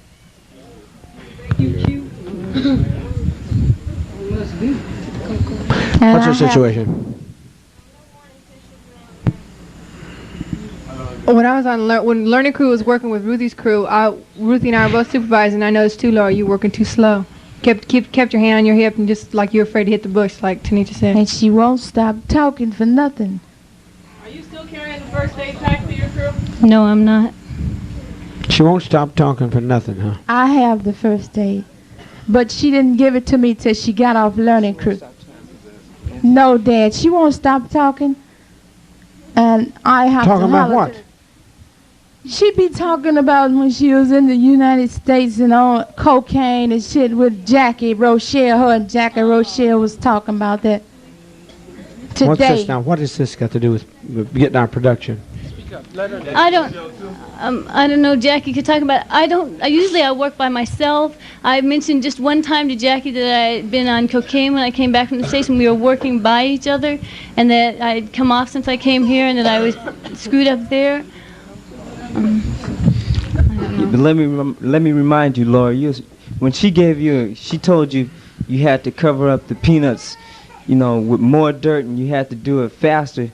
You said, "Well, I thought I was doing all right." You just kept giving a back talk like you thought you knew what you was doing, but everybody there was messing up because at first we didn't have the right. How are you giving a black woman back talk? You in the middle class, don't you think we owe something better than that? Yes, Dad, I do. I know we owe better than that. I haven't. She's been one of the people that give me more gratitude in the sense that when I risked my life for her to keep her from being arrested, risk going to jail for the FBI, she showed a responsiveness to her. She really shown a genuine responsiveness. Why the hell you'd want to give her some back talk? Well, get out of her hair. Get out of her hair and be in learning till you can get your ass together. All right. Thank you, Dad. Thank you, Dad. Hands off. I'm going to get in the learning now. Hands off. What shit is the next now? Roy Bargeman is... Watch Bargeman. He got hit in the head there, so watch him. Though I'll take care of it, but watch him nonetheless. Here tonight. Yes, we waking. Gonna help. Piggery. Workers... Wait, I can't see. Workers work well today without getting things done, even with a fast pace. Work is slow due to the fact that they need more help. Piggery. Well, what can be done about that? Cassava crew work. I'll leave that to the job change people. I don't know what the hell to do with this. Mary Griffith was slow in her work today. Eric Baker, Nita March, all working fair. Warnings. Any other people there? Any other warnings? Jocelyn and Tanita crew all worked steady at one point, but did slow down another time. Billy Jones, Dee Lawrence need to talk less and work more. Yolanda Brown needs to pick up her pace. Any warnings there? Piggery. The class at the Piggery seems well taught, but some of the students don't bother to write the reports and don't seem to care. Janet Lennon, Maurice Anderson, Kim Phi. No reports made and no excuse given. Also, Sandy, did all the security give me the report that they're supposed to? Okay. Also, Garnet Johnson and James Johnson said theirs was at home. Those are all warnings. Any others? Flies at the Piggery still out of hand. Well, we got to move on that. We're going to talk to entomologists tonight, right? Try to over the amateur. Robert Franklin was taking a piss where the cut lumber is stacked. Plus the restrooms were very close. Robert Franklin? But tell it.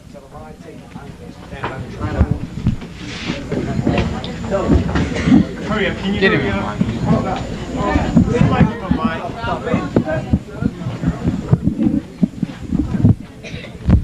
The reason why I come out I did because that I was working and I don't want to take time to walk all the way over to the restroom, over there to the restroom. So I just went out there just took a piss real quick. That was the reason why I come and did it.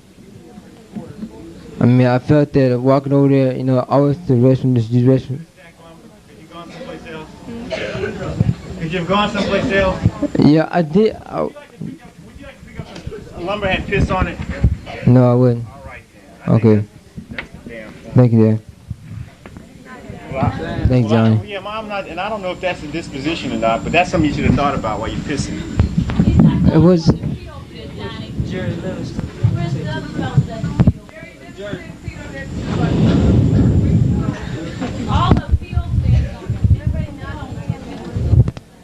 Well, can y'all, if you're not gonna go all the way to the bathroom, can you go to the windrow and not piss where somebody's got to put their hand in it?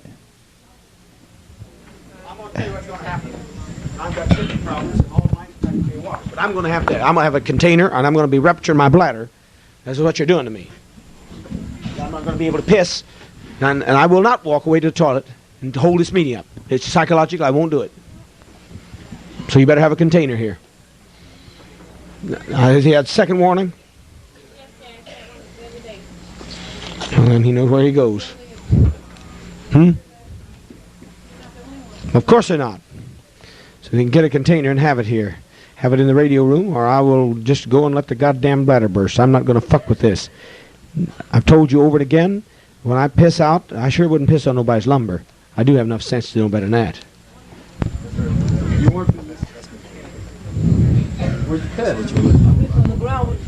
I wasn't pissing on the lumber. It was on the ground. And the second time I pissed, I walked over there to the woodrow, right. But I'm in the pissing.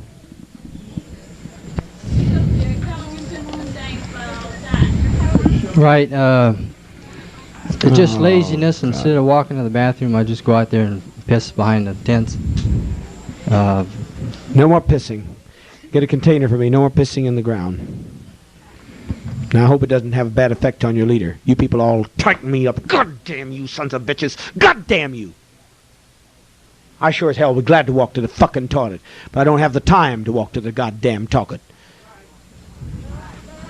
Son of a bitch.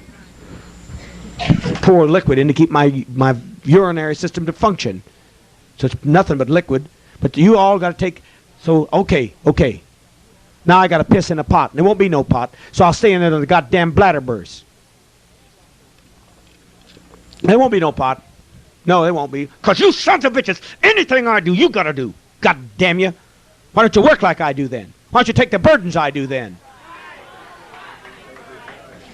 Son of a bitch, I ever saw anything like this. I hate these goddamn meetings. I'm sure. I've just had a long time of them. God damn them to hell. Look at some of your faces. I got your ass out of jail on the way from Los Angeles. You out there setting an example like that. Wait, something I can see. I'll make sure that I'll time from now on and not be anarchistic and lazy. Piss all over the place. You all stop pissing then. Everybody pisses in a pot in the toilet. Okay?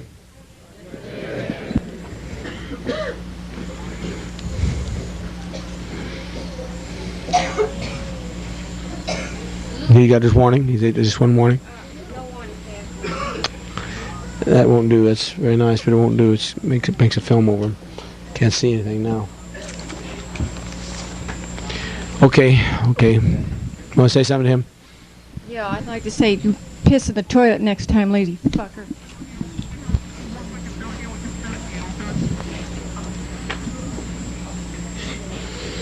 Now, where in the hell else are we? Where was the last one?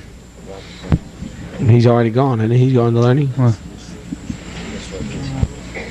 General information. All overall production is not up to par. This is horrible. The overall production better step up to par.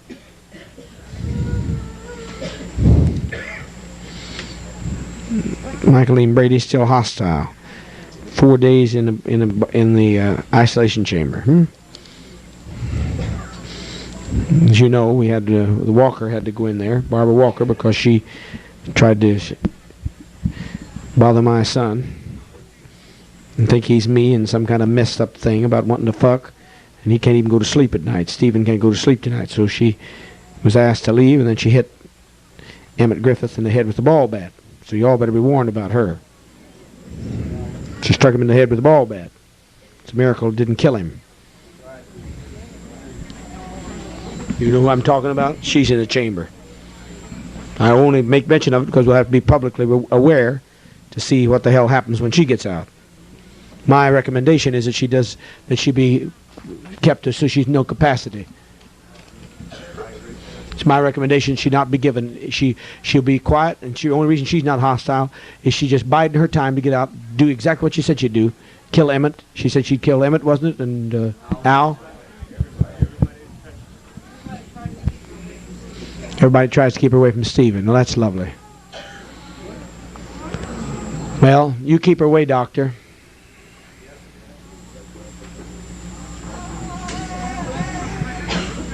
Put her in an infirmary.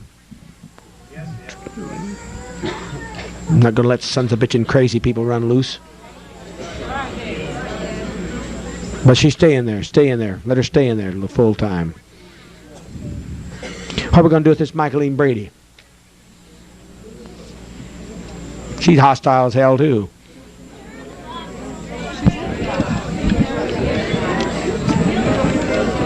It's a shame to have to waste medicine on goddamn incorrigibles.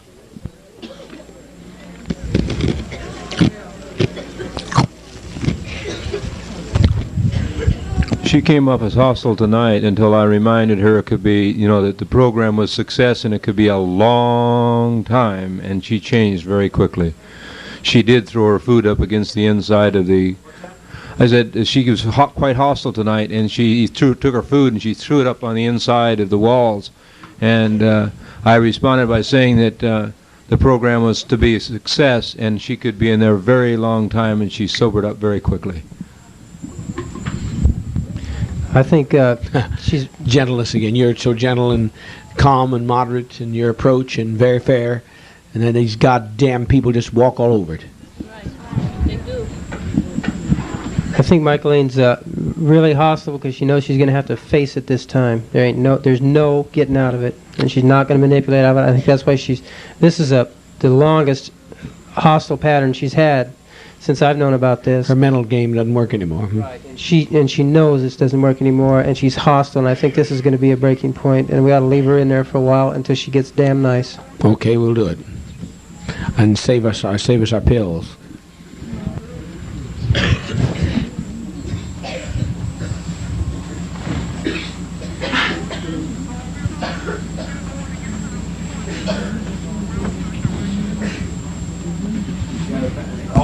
All family members should, something said about that, all family members should sign that, and all the person going in should sign it.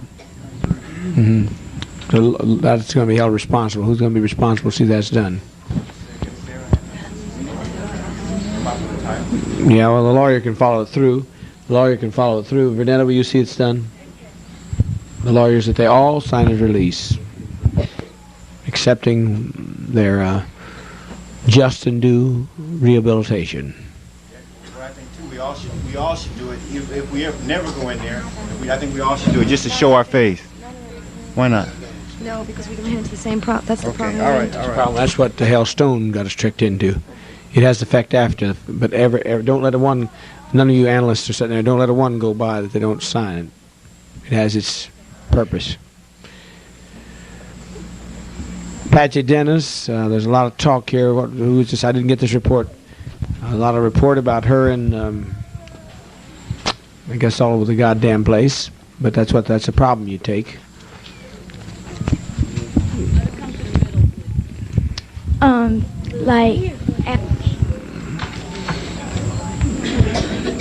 Well, get up, asshole. What happened, and you came in there and you got a lot of nerve, asshole. You didn't get the whole story. She screamed and cried when you had her down on the bed and cried out, trying to get you off of her. Asshole. Hold it. Take his tooth out. Hold it. Take his tooth out. Hold it. Midnight. Take his tooth out. Take his tooth out. Okay, don't come out. Oh, Lord. Well, don't give him no headshots. You want to know the fact of it? Make this little girl look like a whore. That's not the case. That's how the security got into it. She was screaming to get away from you. Oh yes, she was. She wasn't. You told me she wasn't. Don't even. That's how Billy's found you. Her screaming to get away from you. You're a grown man and she a child. I like to say, Dad's give you plenty of chances, and you're fucked up already. Okay.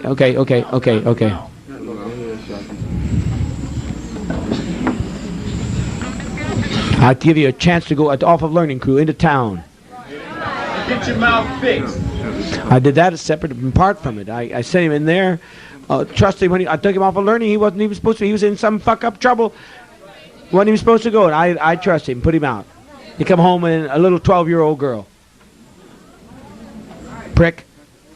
Hold it now. Hold it, Stephen. Now you get out of the goddamn stuff, Stephen. You get out of it, Stephen. You get out of it, Stephen. Don't you take your pen hostilities like that, Stephen. Get out of there. There ain't pen hostilities. I hate to see a fucker my goddamn age on a little fucking girl like that. Ain't no fucking pen hostilities to it, you cool ass motherfucker. Tough. So tough. Now, I agree with you, but get out of it. You can't be in it. You're risking organizational problems. Get out of there. Well, get out of there now. I said get moving.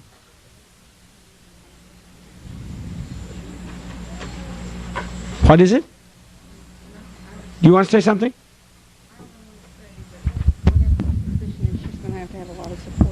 Oh, okay. Well, just be careful what you're saying back here because it can be interpreted as you're trying to moderate for him, and he doesn't need it. Because I have no alliance with her, folks. All right? And No, nobody thinks you have. But when she looks over here a certain way, nobody will know what the hell is being happening. Mother shouldn't do this. That's right. I shouldn't. I wasn't modifying what he was. I was only saying that whatever the disposition here is, this child is going to have a lot of support. That's what I was saying. there you go. Hold it.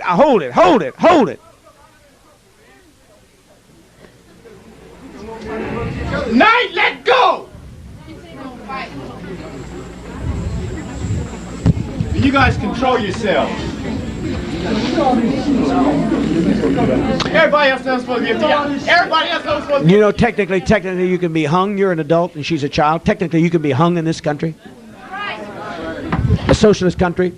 That's rape.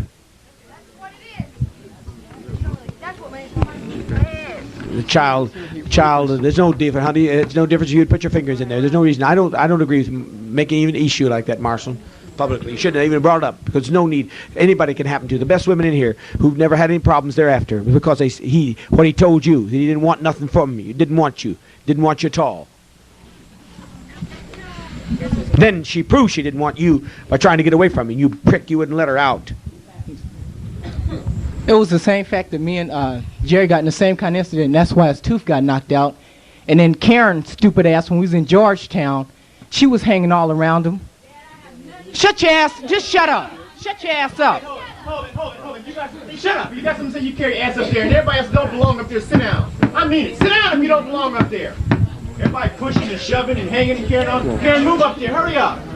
And then I told Karen to quit hanging around him because I thought the same thing had happened.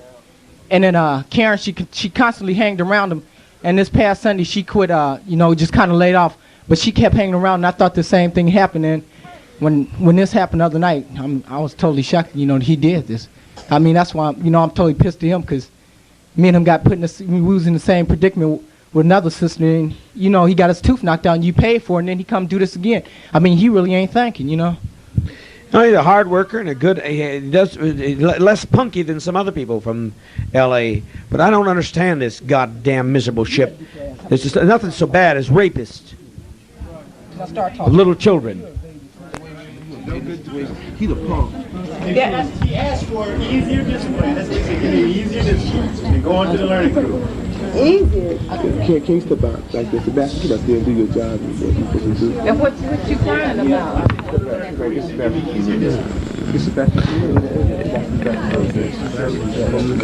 don't think nothing about that, honey. Just because something's inside of a vagina don't make you any difference. But the hell's the difference? Your father's good, and he's been everywhere. I've been in everything coming down a river, and up the river, and out of the river, and out of the swamp, and above the swamp. And I'm still good. I wasn't there for anything but goodness in the first place. But don't pay no attention to that shit. That's all middle-class morality. You have to talk about that shit. But you, fucker, why didn't you let her go? Speak up. There you go. Why didn't you let her go? Hurry up. Speak up. Speak up. You gotta do it quick. You gotta talk. You don't know where to come from. You gotta talk. Why didn't you let her go? I don't know, Dad. It was stupid.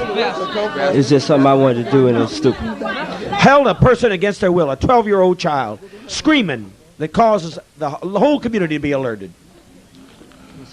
We have never had that kind of forceful rape. That's right. Never.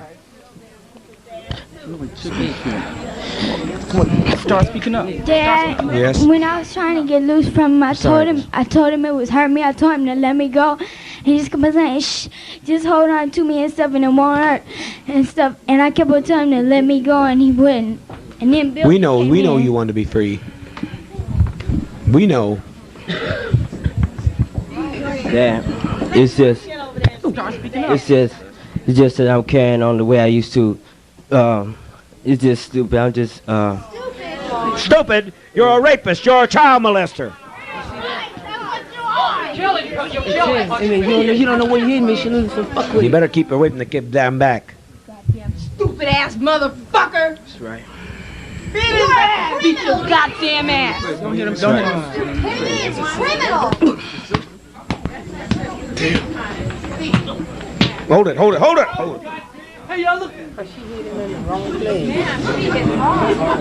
Ain't nothing fun.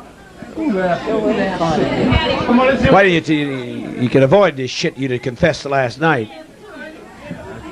That's right, Dad. Dumbass! Hit him in his butt. Let her get it out. Let her get it out. She's the one that was raped. Let her get it out. Let her get it out. Hit him in the balls. Hit him in the balls. Hit him.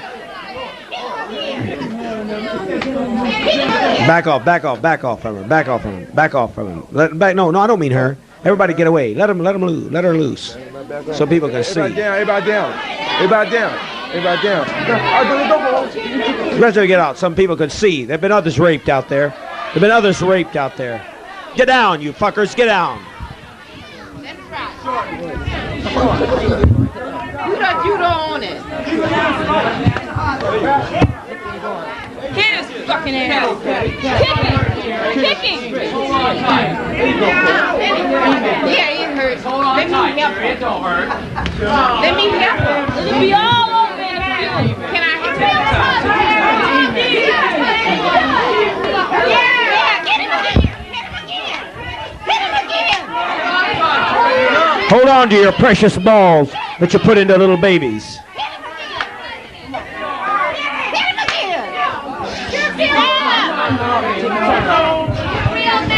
All you better look that decide you want to rape a child. You better look real well.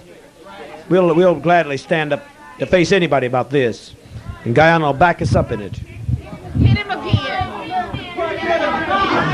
Stupid as fuck. Hit him again. Hit him again. Stand your fucking ass up. Let me over here. Stand your goddamn ass up. I'll get to your fucking ass. You better stand up.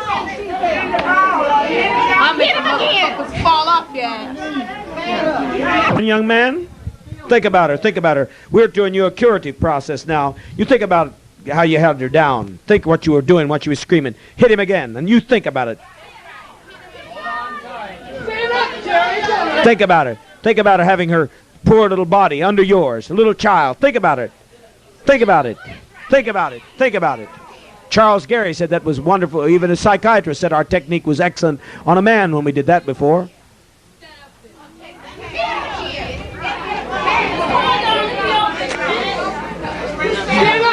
Okay. Okay. Let's drop your pants.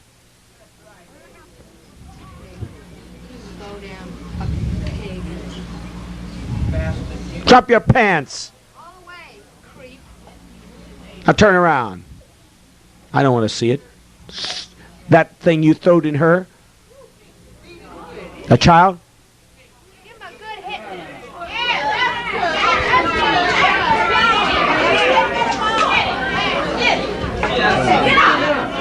Hmm? Okay, now. Now. Hey, let go, let go, let go, let go. Now put your pants up.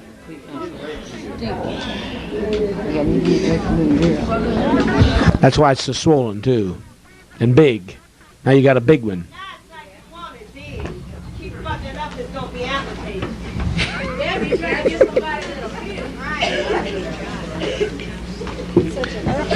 Now you got the biggest one in town. You feel good? No, Dad. Open your head up, open your eyes, and look at Dad. You'll choke, you got in trouble before. And you're just a little asshole. That's right. Same dumb shit. It's swollen 5 times or 6 times its size. I hope by God you remembered. I will, Dad. The last guy remembered it, and it was a little bit harder than you got. Right. I hope you do remember it. I still want to hear your mouth why you continue to press when a child is screaming, when all she thought was a cuddling operation and it ends up in a goddamn rape. I don't know, Dad. It just. Okay. You better start talking. You better talk about your orneriness.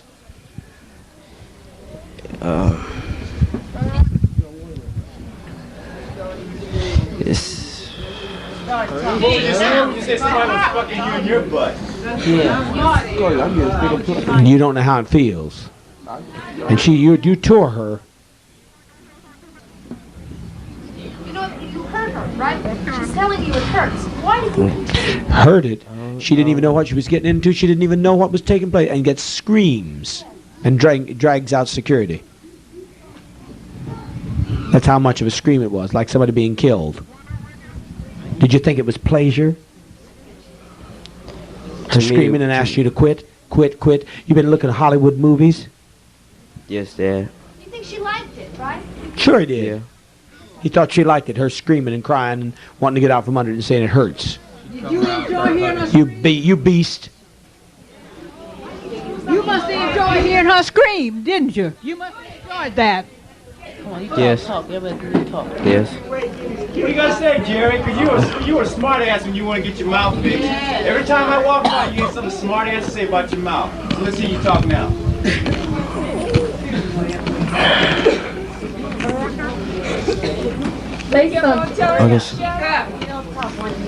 Only thing I can say is I'm an asshole and I shouldn't have did it. Did you know why you did it? Why? Yeah, I know why, because he looked at Hollywood movies. You goddamn stupid son of a bitches. When a woman says it's hurt, she means it hurts. It's not like Hollywood. Don't, and they want it. Nobody wants it. When they say don't, they don't mean they want yes. They scream it hurts and cry out. You idiot sadist. Not talking. That's right there. Just pigs. Say something fun, I can fire from your goddamn ass. Why'd you tell her to be quiet when she told you it hurt? I don't. Speak up. Jerry, hurry up.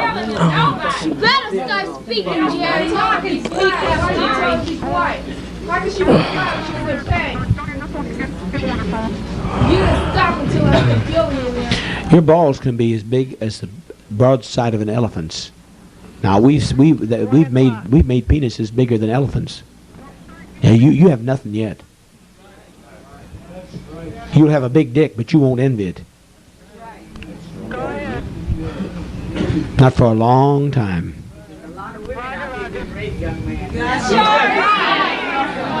Who said that, sister?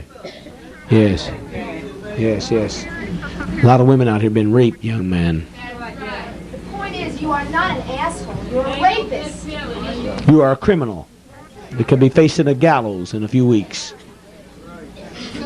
How would you have felt, motherfucker? You face it here. He is raped and he's of age. We didn't have our own laws. What you got to say about that? They hang your ass for it here. Hang you until you're dead. Not here.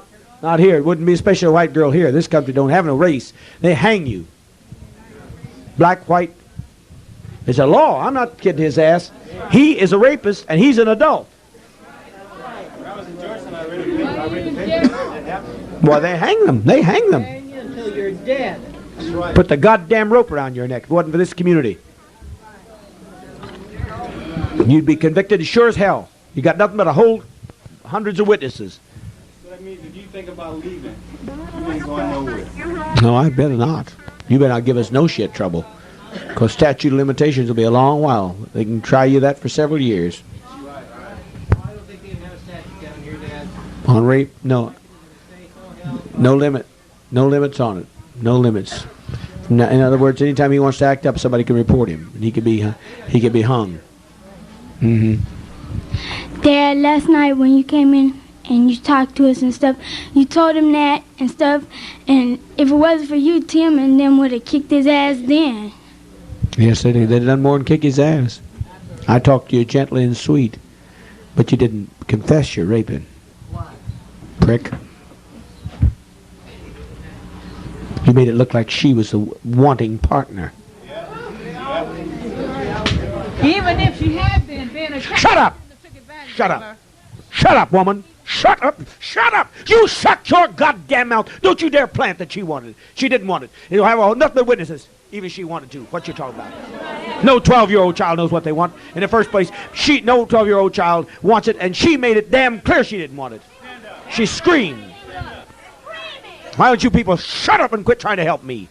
I can run this goddamn program if some of you shut your fucking mouth. He said stand up. You should apologize for even planting that that child would want that. I said I'm sorry, Dad. You want your property, honey. You want your property. Yeah, that's right. He's saying even if she wanted it, even if she... The child, I've told you the truth. Nothing to help this child. This child was brought to the attention of security from screams, don't! She was raped by this prick. No use to water that shit. I don't need your counsel. I don't need your help. So half the goddamn trouble I've got, all you people out there second guessing. When one fault you got, you'll talk right when I'm talking. Peace. You always think you know a little bit more. Always can add one more line to Father's lines. Well, do it at some other night. I don't give a shit, but don't pick at 1 o'clock in the morning to do it.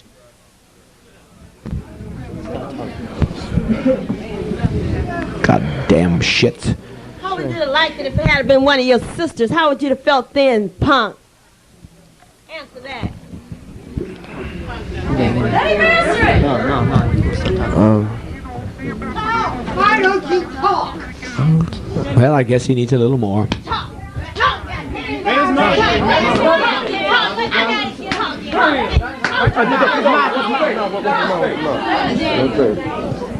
then. Now, you better have something to say. Got nothing to say to me.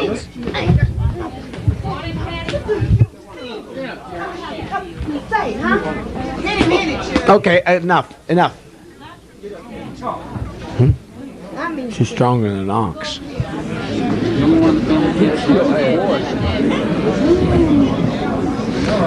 "14 Protero Hill. We'll have to remember her. Green eggs and ham. You women better learn to fight, because you're dealing with something else. It's the scum that's been brought up in capitalism. Goddamn males. You make me ashamed. What? You better get your fucking mouth open and talk what you are now. What about what you did? What I did, I was a rapist. Are you a homosexual? Yes, Why do you say that? because I know I am. Cause How do you know? How do you know you're homosexual? I don't really know, but that's probably why I did that, because I'm a homosexual. What is a homosexual?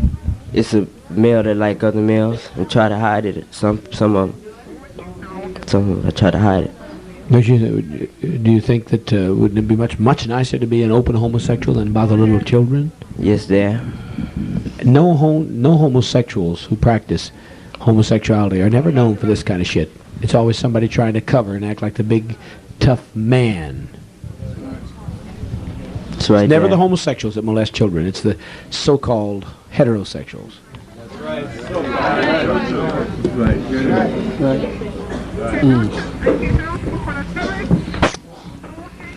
Well, I hope now that we have a public example. You guys, big mouth. I hope we have a public example. Yes, Dad. They'll have to watch him through the night. See that your kidneys don't you don't swell up and you can't pee. Last guy, it looked like mincemeat. Don't give us no shit. Okay. Don't anybody in this house ever touch a child again. That's right. I don't think you had enough. I don't think you had enough. I don't think you had enough when you kept on pressing into a child. No, stop nobody. Turn around. Let's get the bad. Who the hell he doing with this?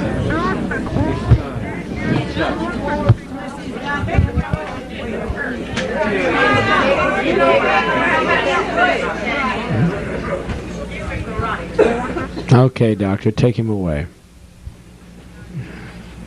That's what I want you. Head down. Head down. Head down, or we'll put you down there again with a damn blow to your miserable balls. Child rapist. Thank you, Dad. Thank you, Dad. Thank you. And better not nothing to say to her, because nobody could have kept from what happened to her. Nobody could have stopped it. He's a great big bully. Big man. There was no way she could get away from him. Really? How can a kid that age know? Really? I mean, How could how she could get you away say from that? it? Thank you, Dad. I appreciate your love and concern for each and every one, especially Patty, Dad. Thank you, Dad. Thank you. Thank you, Dad. You know you don't go back on that. Sure, she's off. Excellent Thanks, job. Dad. Well, she was on there based on the fact his lie, and she didn't bother to even try to expose him. But I got the witness. She didn't try to defend herself. I got the witnesses for my own security. I'm telling you the fact, just the way it was. He raped her, and she screamed and tried to get him off of her, and he wouldn't do it. He wouldn't stop. They had to come in and pull him off. That's true. That's true. Willie Malone shoved Carol Kearns in the face yesterday, abusive and threatening, called her and Karen Lindo's name, loud and mouthy in an apartment this morning, taken to coordinator's office both times, hostile to Penny and Mother. And Mother. And Mother.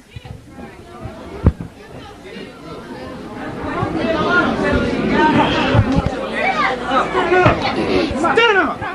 Did you give no shit to Mother?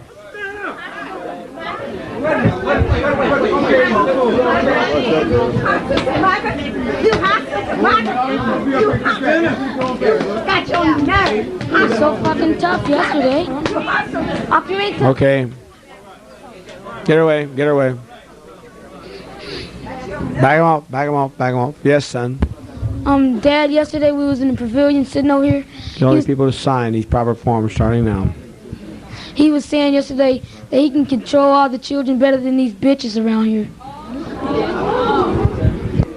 Well, he had his chance. He had his chance, and he fucked it up bad.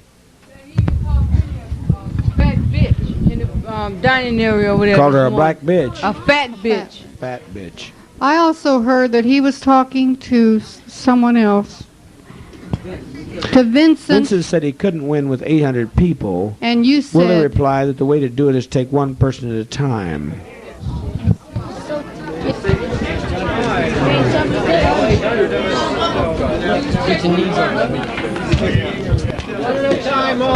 You punks. You goddamn punks want to just tear up our organization. Who are you going to take one at a time? What you want, man? Dad, I didn't check. What you want?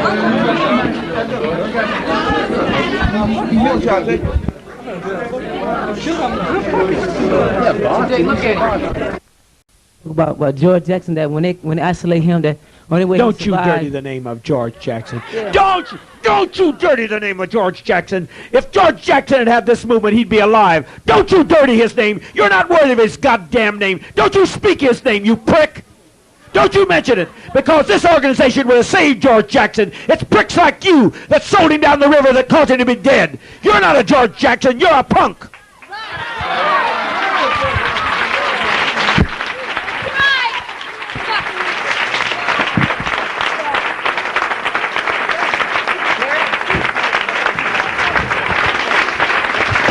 You goddamn miserable punks. You gangsters that want to identify with George Jackson. And if he'd had some of you miserable punks working with him, he wouldn't have been killed by the pigs. If he'd had this organization, he talked about it. You haven't read his books. He talked about this kind of organization we have. You miserable goddamn punk. Don't you ever dirty his name again until you can learn to cooperate and follow rules, you miserable punk. And he said, like, only way you can survive, like, you be in a box, and if you take off your clothes, keep on putting them back on, you'll never, lose your head, nothing like that. And he think he's going to survive in the box. No, he great punk. When Put him in the fucking box with a frog tonight. Then see if you can stay away from the frog. One touch of the fucking frog. How about that, Willie boy? Big old ganglang Willie boy. How about going in the box tonight with the frog? Dad, How about the frog? Truthfully, What, get the frog. Why don't you put your hand in there with the frog? Dad. Come on, Willie boy. Put your hand in there. Put your hand in there. Willie boy. Put your hand in there. Put your hand in there, Willie boy. We might as well be free from you. Nobody else see it. Nobody else see it. Thank you, Billy. I told you to, right? Dad, when you're talking about being a crazy... Got no problem. It's your problem. You touch a frog, you're dead. You can take anything you think. You take anything. How about Willie? How about it, Willie? Want to touch a frog tonight, Willie? You punk. You goddamn gangland punk. You've caused us trouble week after week, month after month. Got my blood pressure boiling. Punk. Ah, see, he's tough. He's tough. He can handle anything. Handle his frog, Willie. I know I can, Dad. Handle it, pup. To open up and take it.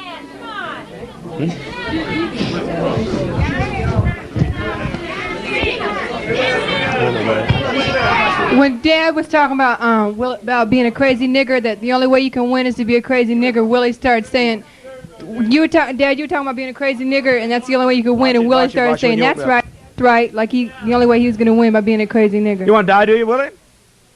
I don't give a shit tonight. Want to die, Willie? No, I don't, Dad, but I'm not afraid to. What's that? I don't want to die, but I ain't afraid to. Well, then go ahead and die. I don't want to. Huh? I don't want to. You big chump. Hold it. Let's take it through. Let the son of a bitch jump out.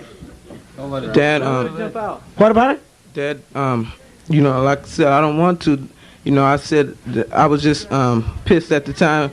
I mean, I didn't say it was your fault. I mean, at first I tried to hold it against you that how come I didn't get off the crew. But I didn't feel it was your fault. I felt it was pinning them because they didn't give you the right information. And No. Last rally.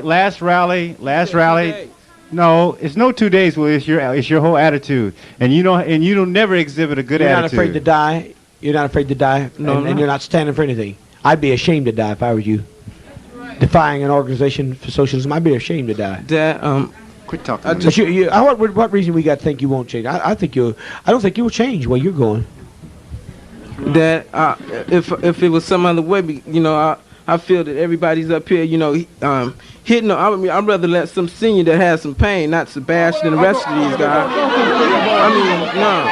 I know you're gonna kick my ass, but Yeah, well, you don't know that any other time. You're so one at a time. You're talking about our pain. You're talking about our seniors' pain. If you were talking about our seniors' pain, you wouldn't be up here keeping them up at 1 o'clock in the morning. You want the seniors? You want the seniors? Dad, really? John, get out of the way. Let the seniors have it.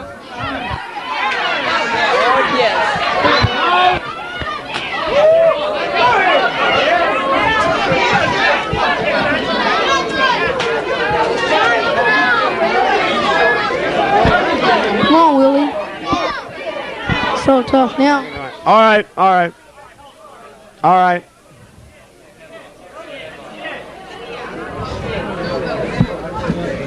You want some more of the seniors? No, I appreciate better than these rest of these guys. You want to keep being smart ass, huh? You want to keep being smart ass? I have put those people in charge, motherfucker! You goddamn prick! I'm the one that put that in there.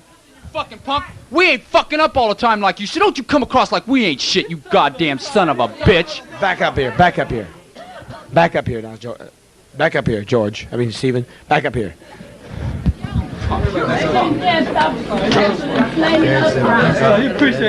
Back up now. Hold it. You always want to say you're so tough. And you always want to look like you're right. I put those people in charge, so you're now better than they are. You're better than me. You don't think they should be entitled to beat on you. They can beat on everybody else's ass, but they're not supposed to beat on you because Willie Boy doesn't like for them to do it. Listen, Willie. God damn it.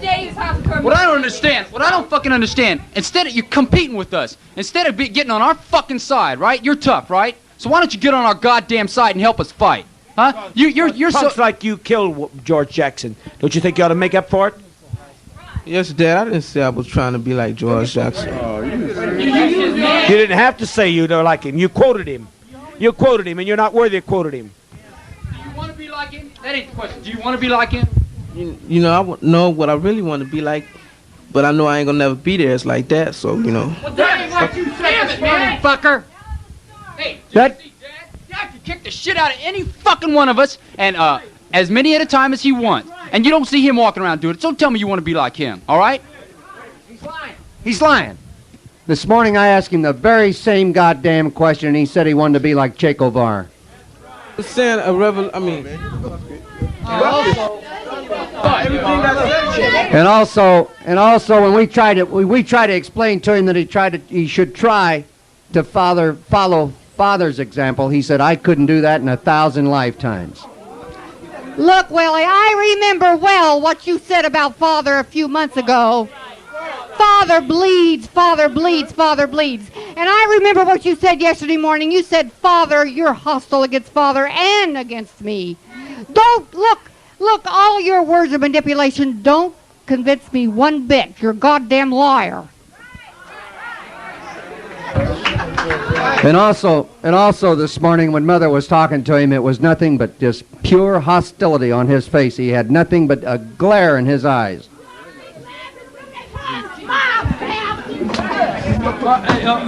Hold it.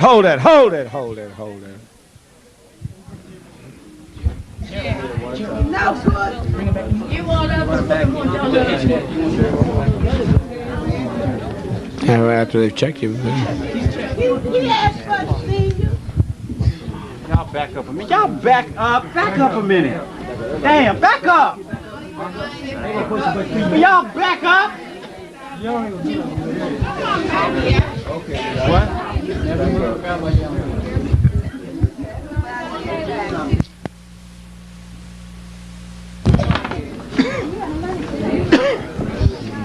All right. Shut up.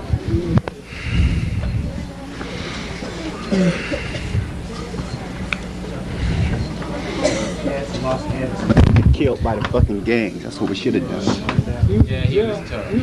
They was chasing his ass. That's the only reason he's here, cause you got him, cause they were chasing his ass down Los Angeles Street. He couldn't go around the corner, and now we can't go home cause his dumb ass. That's true. Where are my glasses? Why is it this, Willie, you do this? I save you from worse than death. The Los Angeles police don't make it easy. Why you do this, Willie?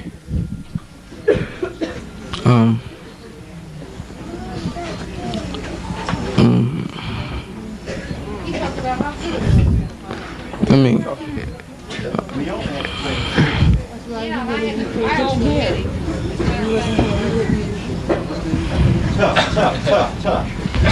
I'm tired of these punks. No, you're not to be talked to.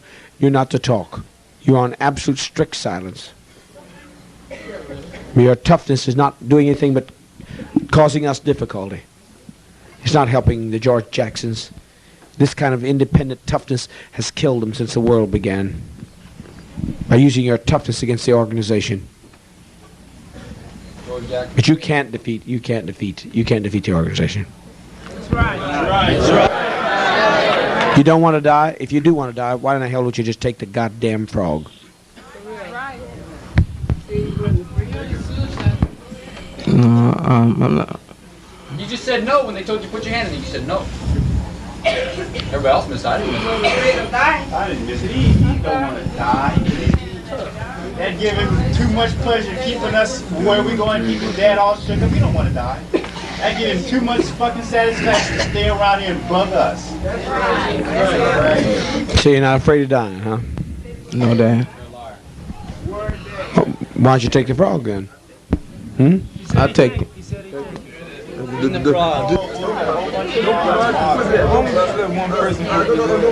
And what are you going to prove with that, big man?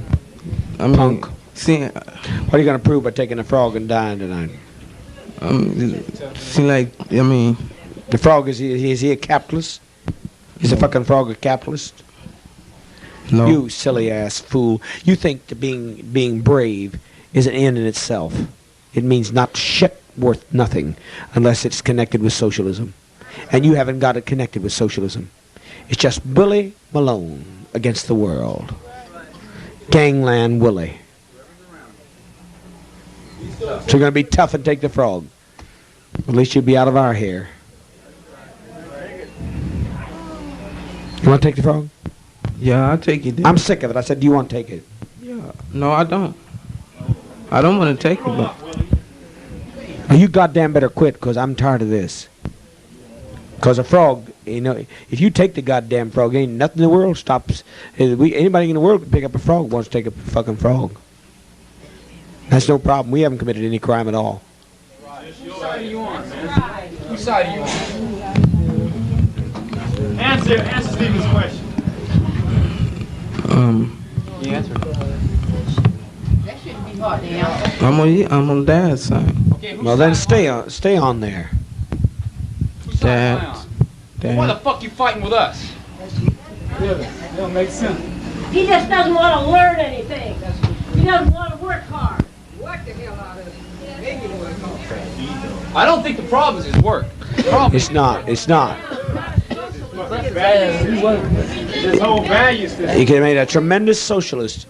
He could make one if he'd stop this belligerent shit of defending your own ego. You're worried about how you look more than how socialism looks. You're not worried about how socialism looks. You're worried about how Willie looks. That's true, Dad. You'll be one of the best if you can now cultivate how does socialism look.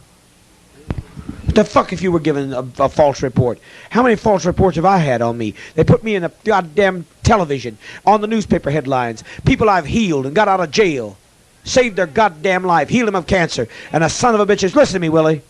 How many false reports have been told on Father? Millions, Dad. Tell the truth. Do you feel bad about that? The truth. Yes. Why don't you act like I don't give me no more trouble. Show me that you could make up for this. If you, a tough guy, could show me that you could be a nice guy, it'd make up for the hellish blood pressure tonight that's just making me sick as a dog. And not just in your Can you go back to your seat and do this? Yes, Dad. Listen, Willie, not just your work. You already proved you can work. The way you talk to people. All right? You know that people got to give rules and authority, and they're not going to do it perfectly. They're not perfect. You weren't perfect when you were doing it. So get back there and act like you can be on the team. Get on the right end of the team. You know the whole reason the gangs didn't make it in the goddamn States is because they was proving themselves to each other, right? And you were killing each other off, right? Why don't you try to do something? You can take 50 men if you'll get your ass together. That's the fucking truth. You got something to fight for then, not just Willie. Because they came here tonight, Willie, after you, my ass would be the one they'd have to take. And you ought not to put me through this. Just like it was in Los Angeles, it was my ass that got you out of there. So you think about Father's ass, and every time you cause trouble with somebody, I don't care how much you may think you've been wrong, you're causing trouble for me. Yes, sir. Sit down. Thank you. Vinnie Thompson, I don't know what to do with this kind of bullshit. First night she was hostile and said she didn't do anything to get on. In the morning she said that man, Pastor Jones, said I only had to stay one night. She said that man, Pastor Jones, said I only had to stay one night.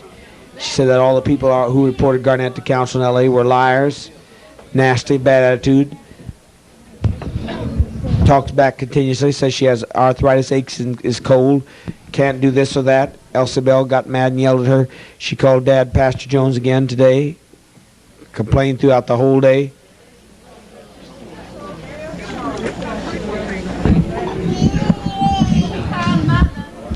Why don't you get your damn nasty ass together?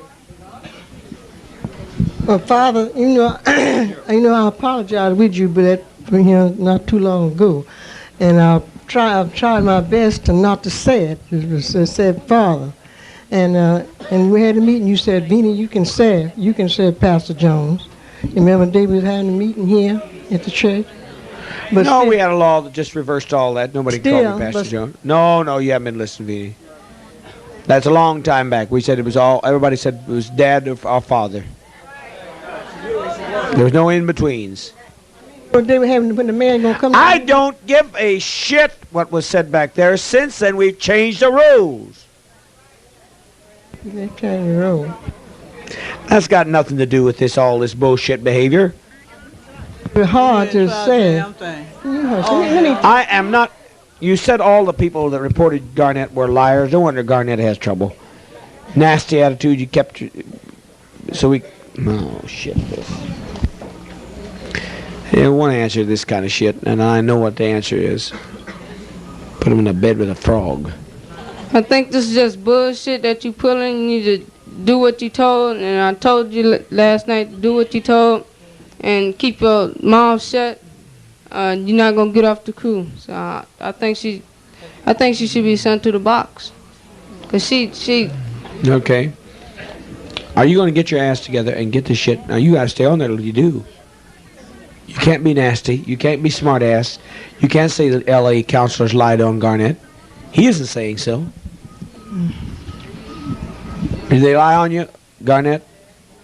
No. No. Tell her what? The L.A. counselors what?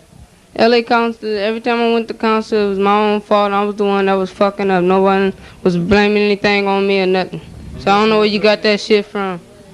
You always uphold me and everything I did bad. You always uphold me in it. Because she wants you to uphold her and her bad. True, that's true, Dad. And she got fucked over now. You'll see how it work. If you people where your mothers and grandmothers have indulged you, if you turn on them, you see how much they really, and you tell them and make them line up and show them their faults, you'll see how much they uphold you. It's just a CYA, cover your ass. Mom, Yes. used to call the Garnett was like he was. One night he told you, he said, you're not helping me at all. So you ought to talk against me sometime and not talk up for me. And I couldn't help but cry because he was telling the truth. Are you going to get on that ass and straighten up? Are you going to straighten up, Beanie? Yes, sir, yes. Okay, well, get on that, or get on that learning and straighten up. And all you seniors quit thinking your nasty-ass attitude is going to keep you off learning. She's been going on the third day now. Now, take note, some of you contrary ones that think that your age is going to keep you off. Barbara Walker, yeah, that's it. She's in the box.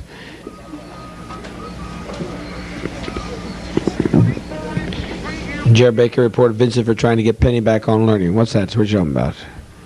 It's Lopez back on scrub board. Is checking throughout the days with Joe Beam, who's writing updated reports on Vincent. Vincent refused to tell Penny. Second time she asked what Willie Malone told him yesterday about taking one person at a time. Vincent has been kiss-assing up to Penny and other supervisors to look good, but bragging to Jer that he is manipulating Penny, and he asked Jer if he wanted Penny back on the learning crew. Oh shit! Dad, when me and Jer was scrubbing clothes back there, me and Jer was talking about. Jer was telling me how he wanted to get off. He was gonna write you a letter and tell you this and stuff.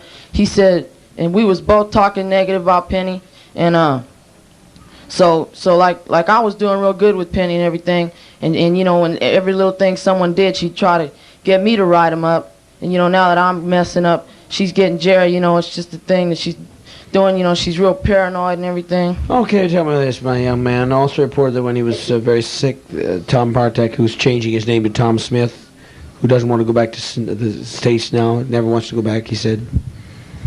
That's a breakthrough for him. He was sick and diseased with it. Why did you ask him if he hated Dad? Tom thinks he was pumping him to try to get something on him. Tom was very happy with Cleve. Doesn't want to go back to the United States at all now. Wants to change his name to Tom Smith. Why? That was a long time ago when we was in the bush, Dad. When he asked me, he said, since you always get in trouble, he said, let me ask you this question. He said, if I keep on doing this and saying I want to go back, what do you think they'll do to me? And we was talking. I asked him, I said, I said, you hate Dad, huh? And he said, and he didn't answer me. And I said, why don't you just come on and answer me? And he wouldn't answer me. How long ago was this? This was around, I don't remember, it was a while back when I was in the bush with Ron. How long ago was this, Tom? It was at least a month. What in the hell are we dragging something up a month? I didn't know when it was, Dad. I'm sorry. Oh, you did too. I'm sorry. I'm sorry. You must, God damn it, you must have known it was, you had to know that. If he told you, when did he tell you? He told me today, Dad. Oh, he told you today. Told me today, Dad. Tom told me today. See, this is what I feel. She goes like when she's scared of me. She thinks I can intimidate her and everything. So like one time, like I was doing good, and she said, well, Vincent, she said, like Tom said I could criticize. You're another Willie Malone, though. If you get on our side, goddammit, you can help the George Jacksons and the Che Guevaras, who you look like. Did you say you could manipulate him? Yes, Mother, I said that. He also said, Vincent was telling me, every time he gets his way out of a situation, I was saying, Vincent, what are you going to do when you get off of Penny's crew? And I said, you're going to be right back in the same trouble. You fooling everybody, you're just cheating yourself. And when you get off Penny, you're just going to do something wrong and come back again. He said, no, I can fool people, Jera. I won't get caught this time. And That's one thing he can't do because he gets caught all the time. Dad, when we was back, that's true. I did say that, but he was talking negative to me too, and about. Okay, that's so what true, was that's he true. saying? What was he saying? He said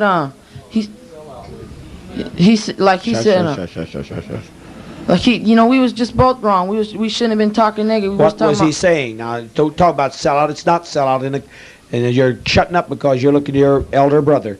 Now, it is proper to tell in a communist society what is wrong, whatever your motivation. The only reason I said it because they both do this shit. I could see it if it was somebody that that was at least trying to tell the line. But these fuckers will talk negative, and he'll turn Vincent in to try to get off the crew, and he'll do vice versa. Well, shut up. I want to hear what he said.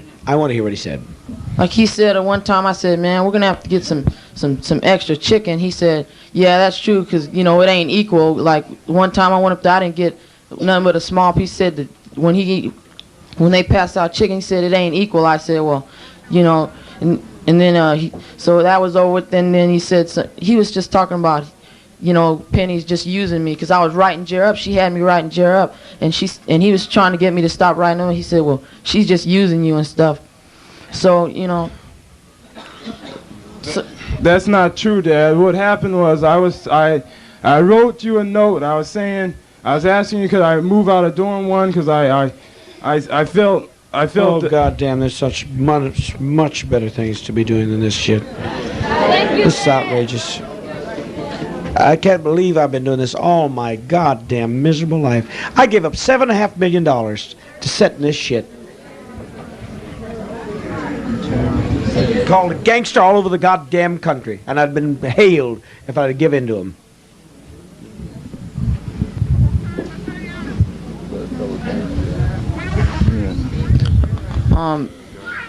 He did say that, Dad, and I was wrong. I shouldn't have been talking negative to him, and like one day I had been doing good for around 3 or 4 days, and Tom said I could criticize Penny, and so I did, and she said she got all upset. She said She said, you're just trying to intimidate. I said, no, I'm not. I'm just, just trying to tell you how I feel. She said, well, I don't care if you're doing good for 3 days. She said, I'll put you on the scrub board. And I went and told Tom, and she got scared. I knew she did. And she said, well, let's just talk about our problems. After I told Tom, she said, let's just talk about our problems and relate to each other. Like she, like when we was up at the tent yesterday, I was writing a letter to you about. Jesus Christ. Can somebody put an end to this?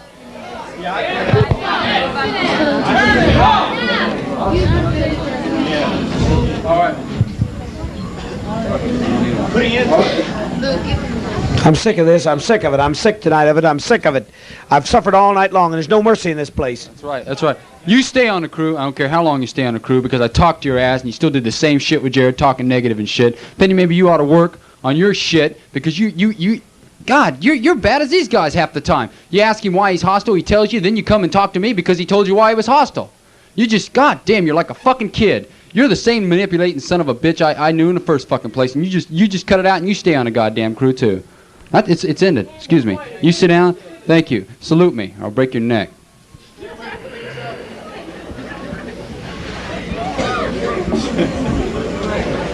Now you goddamn miserable people in the pharmaceutical department, they got medicines I pay the cost thousands of dollars to bring them across the sea, and you won't take the goddamn medicines.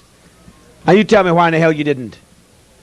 Missed medications frequently, and today Lena Benton, Gloria Griffith, Kathy Jackson, Margaret James 4 times, Tanisha Johnson, Billy Jones, 3 days, Johnny Jones, Fanny Jordan, Lydia Morgan, 2 days, Callie Mitchell, B. Orsa, Rose Peterson, Kay Nelson, Gloria Roses, has anemia and does not pick up iron 3 times a day. Beanie Thompson, Janice Warren, oh son of a bitch, Yvonne James, Leanne Amos, Jean Shakin, Elaine Backman, Renee McMurray. These people should be given a warning. There have been several announcements, at service times to not miss medications, because Dad spends thousands of dollars for our health care, and you are wasting money on people's lives by not taking medications as ordered. I have never missed The money. medication.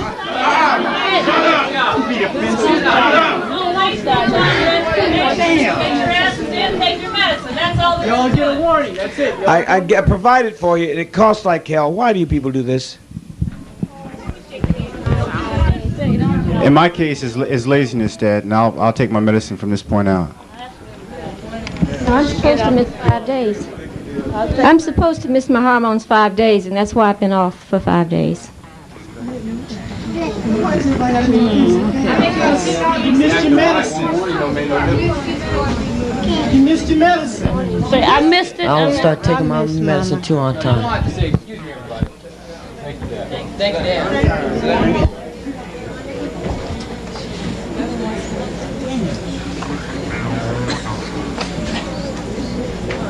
Kay Rose is doing fine on her job. Good attitude. Alice says she does really well in the kitchen. That's good, Kay. We're very happy to get that piece of news. Shift, please. I can't see.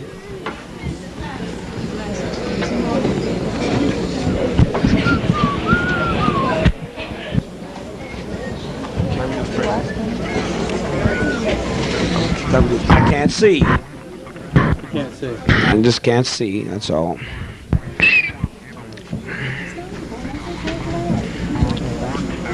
Somebody get up here. Jack. Larry, you can't see.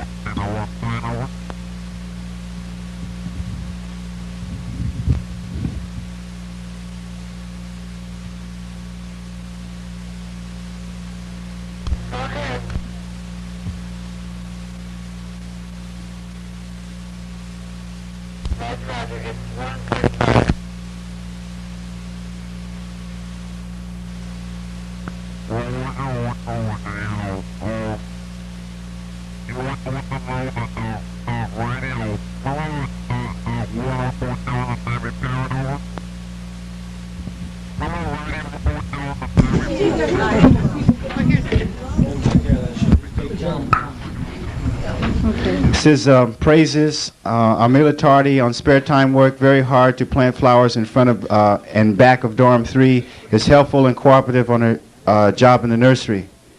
Novella Sneed, garlic crew supervisor, wants to praise her.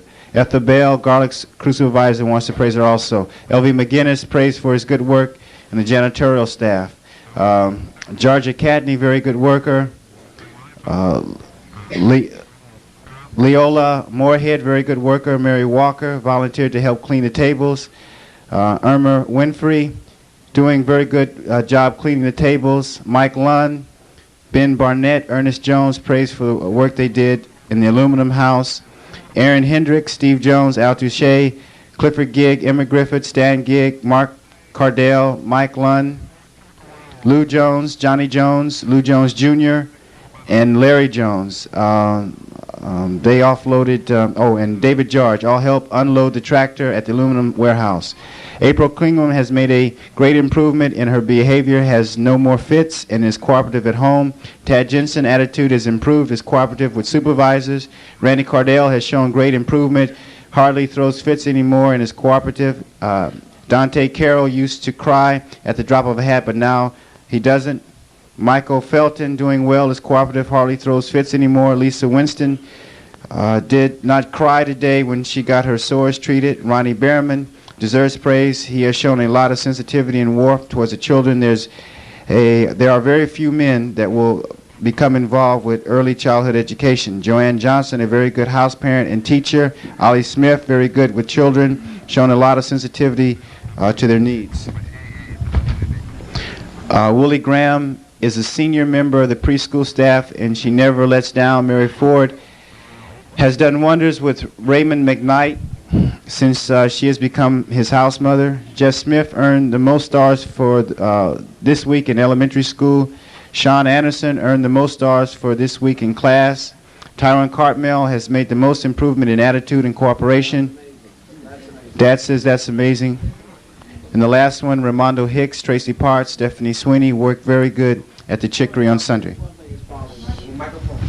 thing bothers me. I hear Larry Jones is raised as a real worker there, and I heard some of these people manipulate their children to beat hell. But Rita Lennon pointed out something that was bothering me because he's very precious, and I hear he made a good work report.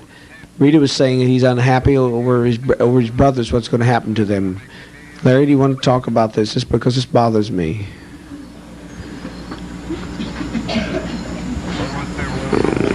Are you happy here, son? Are you worried about anything? He's coming? Well, let's come quickly, please. In reference to the other question, there's been no issue Rita made over that. That's just nothing to even worry about. There's been no issue. One party may have made it, but I don't know anything else. What the hell's the difference anyway? Fuck the world.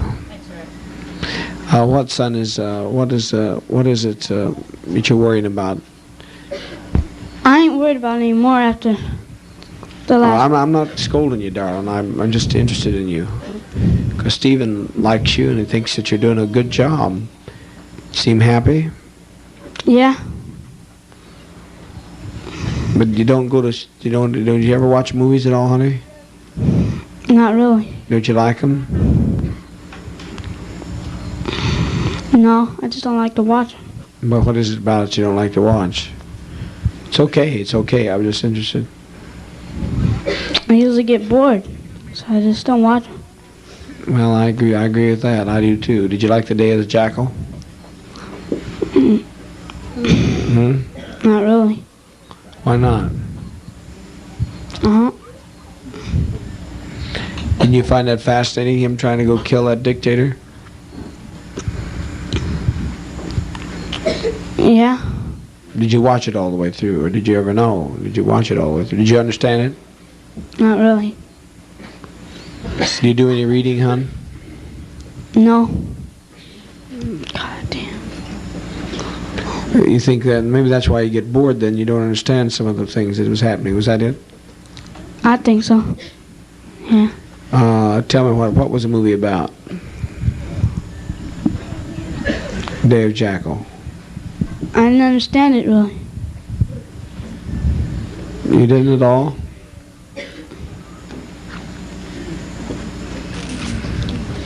Well, it's a difficult plot. I wonder how many children didn't understand. How many children didn't understand Day of Jackal? Come on, hold your hands up. How many people didn't understand the Day of the Jackal? The teachers ought to be teaching them. You ought to be teaching them. Elementary? Elementary?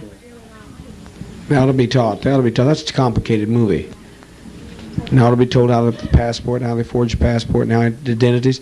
They lose it the first part of the movie. Did you see Children of the Dam, Larry? Not the whole thing. Why not, hon? Because I didn't want to. Why not? Just want no reason.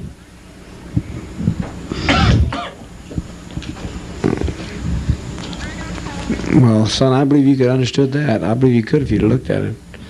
That Yeah. showed young people,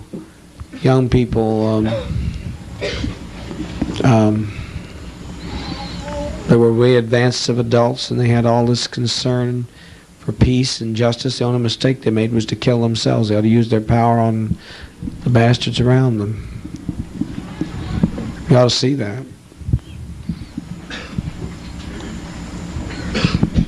You say you're happy here? Yes. You must have given your mother some impression that you're doing a lot of worrying.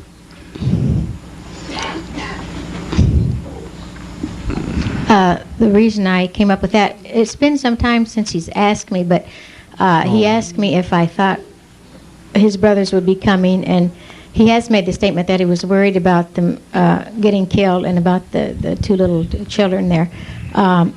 The reason I was concerned, he seemed awfully quiet, and I just didn't know if that was still Well, going I'm not through his... complaining about the observation you made. I think it's that's why I'm picking it out as one of the legitimate ones. Why are you quiet, son? I don't know. I don't know if he's talking about being quiet. Hmm? You don't know what she's talking about? Hmm? No. You teach him PE and he's not quiet, huh?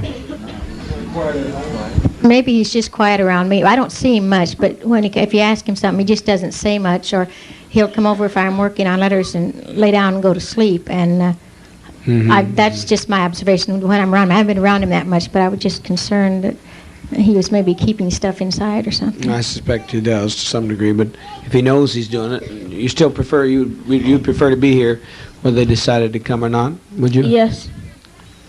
You like Stephen? He likes you? Yes. You feel is things working out for you fairly well?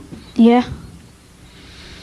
If you don't like movies, then the end of the world not going to come on that. But I would try to understand some of them sometimes. And the teacher should tomorrow explain Children of the Damned and the Day of the Jackal, right? Okay, you can stand up.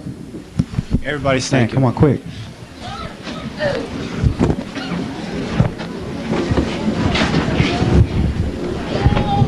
Is that all it was, too?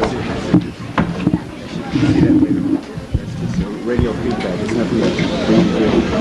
It's radio. Any more of it to it? No, that's it. I thought there was 2 pages of that. No, there's 2 pages like this. This is something.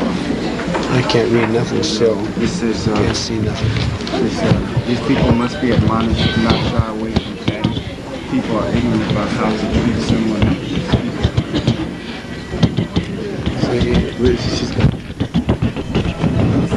Ida Albury, we need you to unlock little the... Patty. Everyone must be very friendly to Patty, and because she'll feel. Always these kids make these mistakes. They feel dirty by some other silly ass kid who's sexually insecure and wanting to cover for his own sexual problems. So everybody show a lot of warmth to her. And I thought it was so sweet that Sister Basie, our good bumper dancer, was doing that.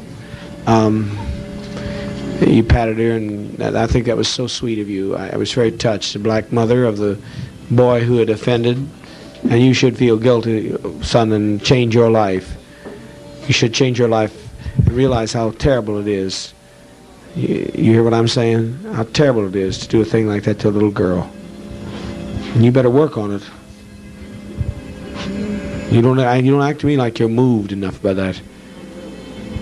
What you do to scar a child. Again.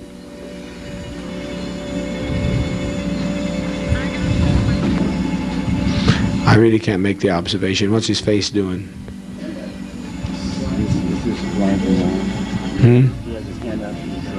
I see his hand. I can't see his eyes. How do you feel about it now? Did we do all the agricultural thing? The follow-ups, the farm analysts, will you take the follow-ups? I don't think we did it. We didn't do it when we leave. Where is the thing? Where is the thing? The farm. What are you going to say, son? I'd like to apologize to you and the family for my stupidity. And I'll straighten it up.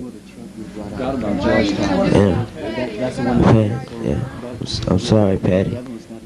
Well, the truck is brought out from Georgetown. We're just leaving that truck in. When the point is, can't we get that boy, that young man? There's a Ricky. Ricky'd be a good. Is that what this says? When will the truck? What is it? It says, when will the truck be brought out from Georgetown?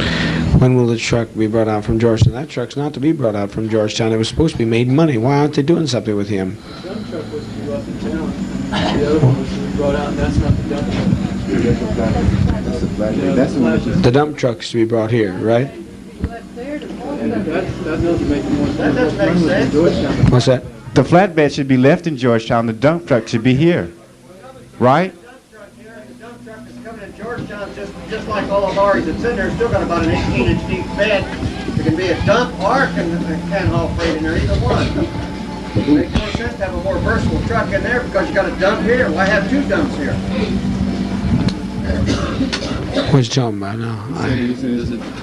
I'm not the best coordination here. They were going to leave the flatbed in town and bring the dump truck out, but Charlie says we already have a dump truck, and it'd be better to have a dump truck in town because it's a more versatile thing. You can make money hauling dirt or at the same time loading cargo. Well, can't in the meantime until that one comes here, then we can bring the flatbed out here, can't we? In the meantime, what about that young man? Could he not get licensed so he could do something, so he can make some money with that damn truck? The only thing, his age might be for insurance there. That's the only thing. But I want somewhere to get this thing. Just somebody in there can do something with it. Right. Got to bring Bruce back. There's no use to think about him. Who else is in there? Ujara's there for the time being. That wouldn't be a bad idea. Right. Let's get Ujara. And they think this anecdote of the walk-in freezer cooler should again be discussed in a public forum. Walk-in cooler. We don't need to walk-in talk about it. We got one back there that should be brought, shouldn't we? It says the analysts feel the walk-in freezer cooler should again be discussed in public forum. Why? Whoever wrote this up, say something, please. Together now, it's been sitting up there useless. Mike Boucher was the one that addressed it in the analyst. He thought we should possibly consider getting our cooler together again. Well, can you get it? Can you put it together? Need what? What about some of the plywood we got? Is it all used? It's all used. The plywood that came in on the last set of crates is all used. We have to wait till see how much plywood comes in on the next set. It seems like a freezer's in order, so that they're going through the shipment today. Is any more stuff on there? No, that's it. To build that walk-in cooler and freezer is going to take a building to put it in. It's a big unit. And Jack Bean was saying there's one you're going to bring down on the boat if we get the boat. If we get the boat. What is this about? What's wrong with this unit? We can't.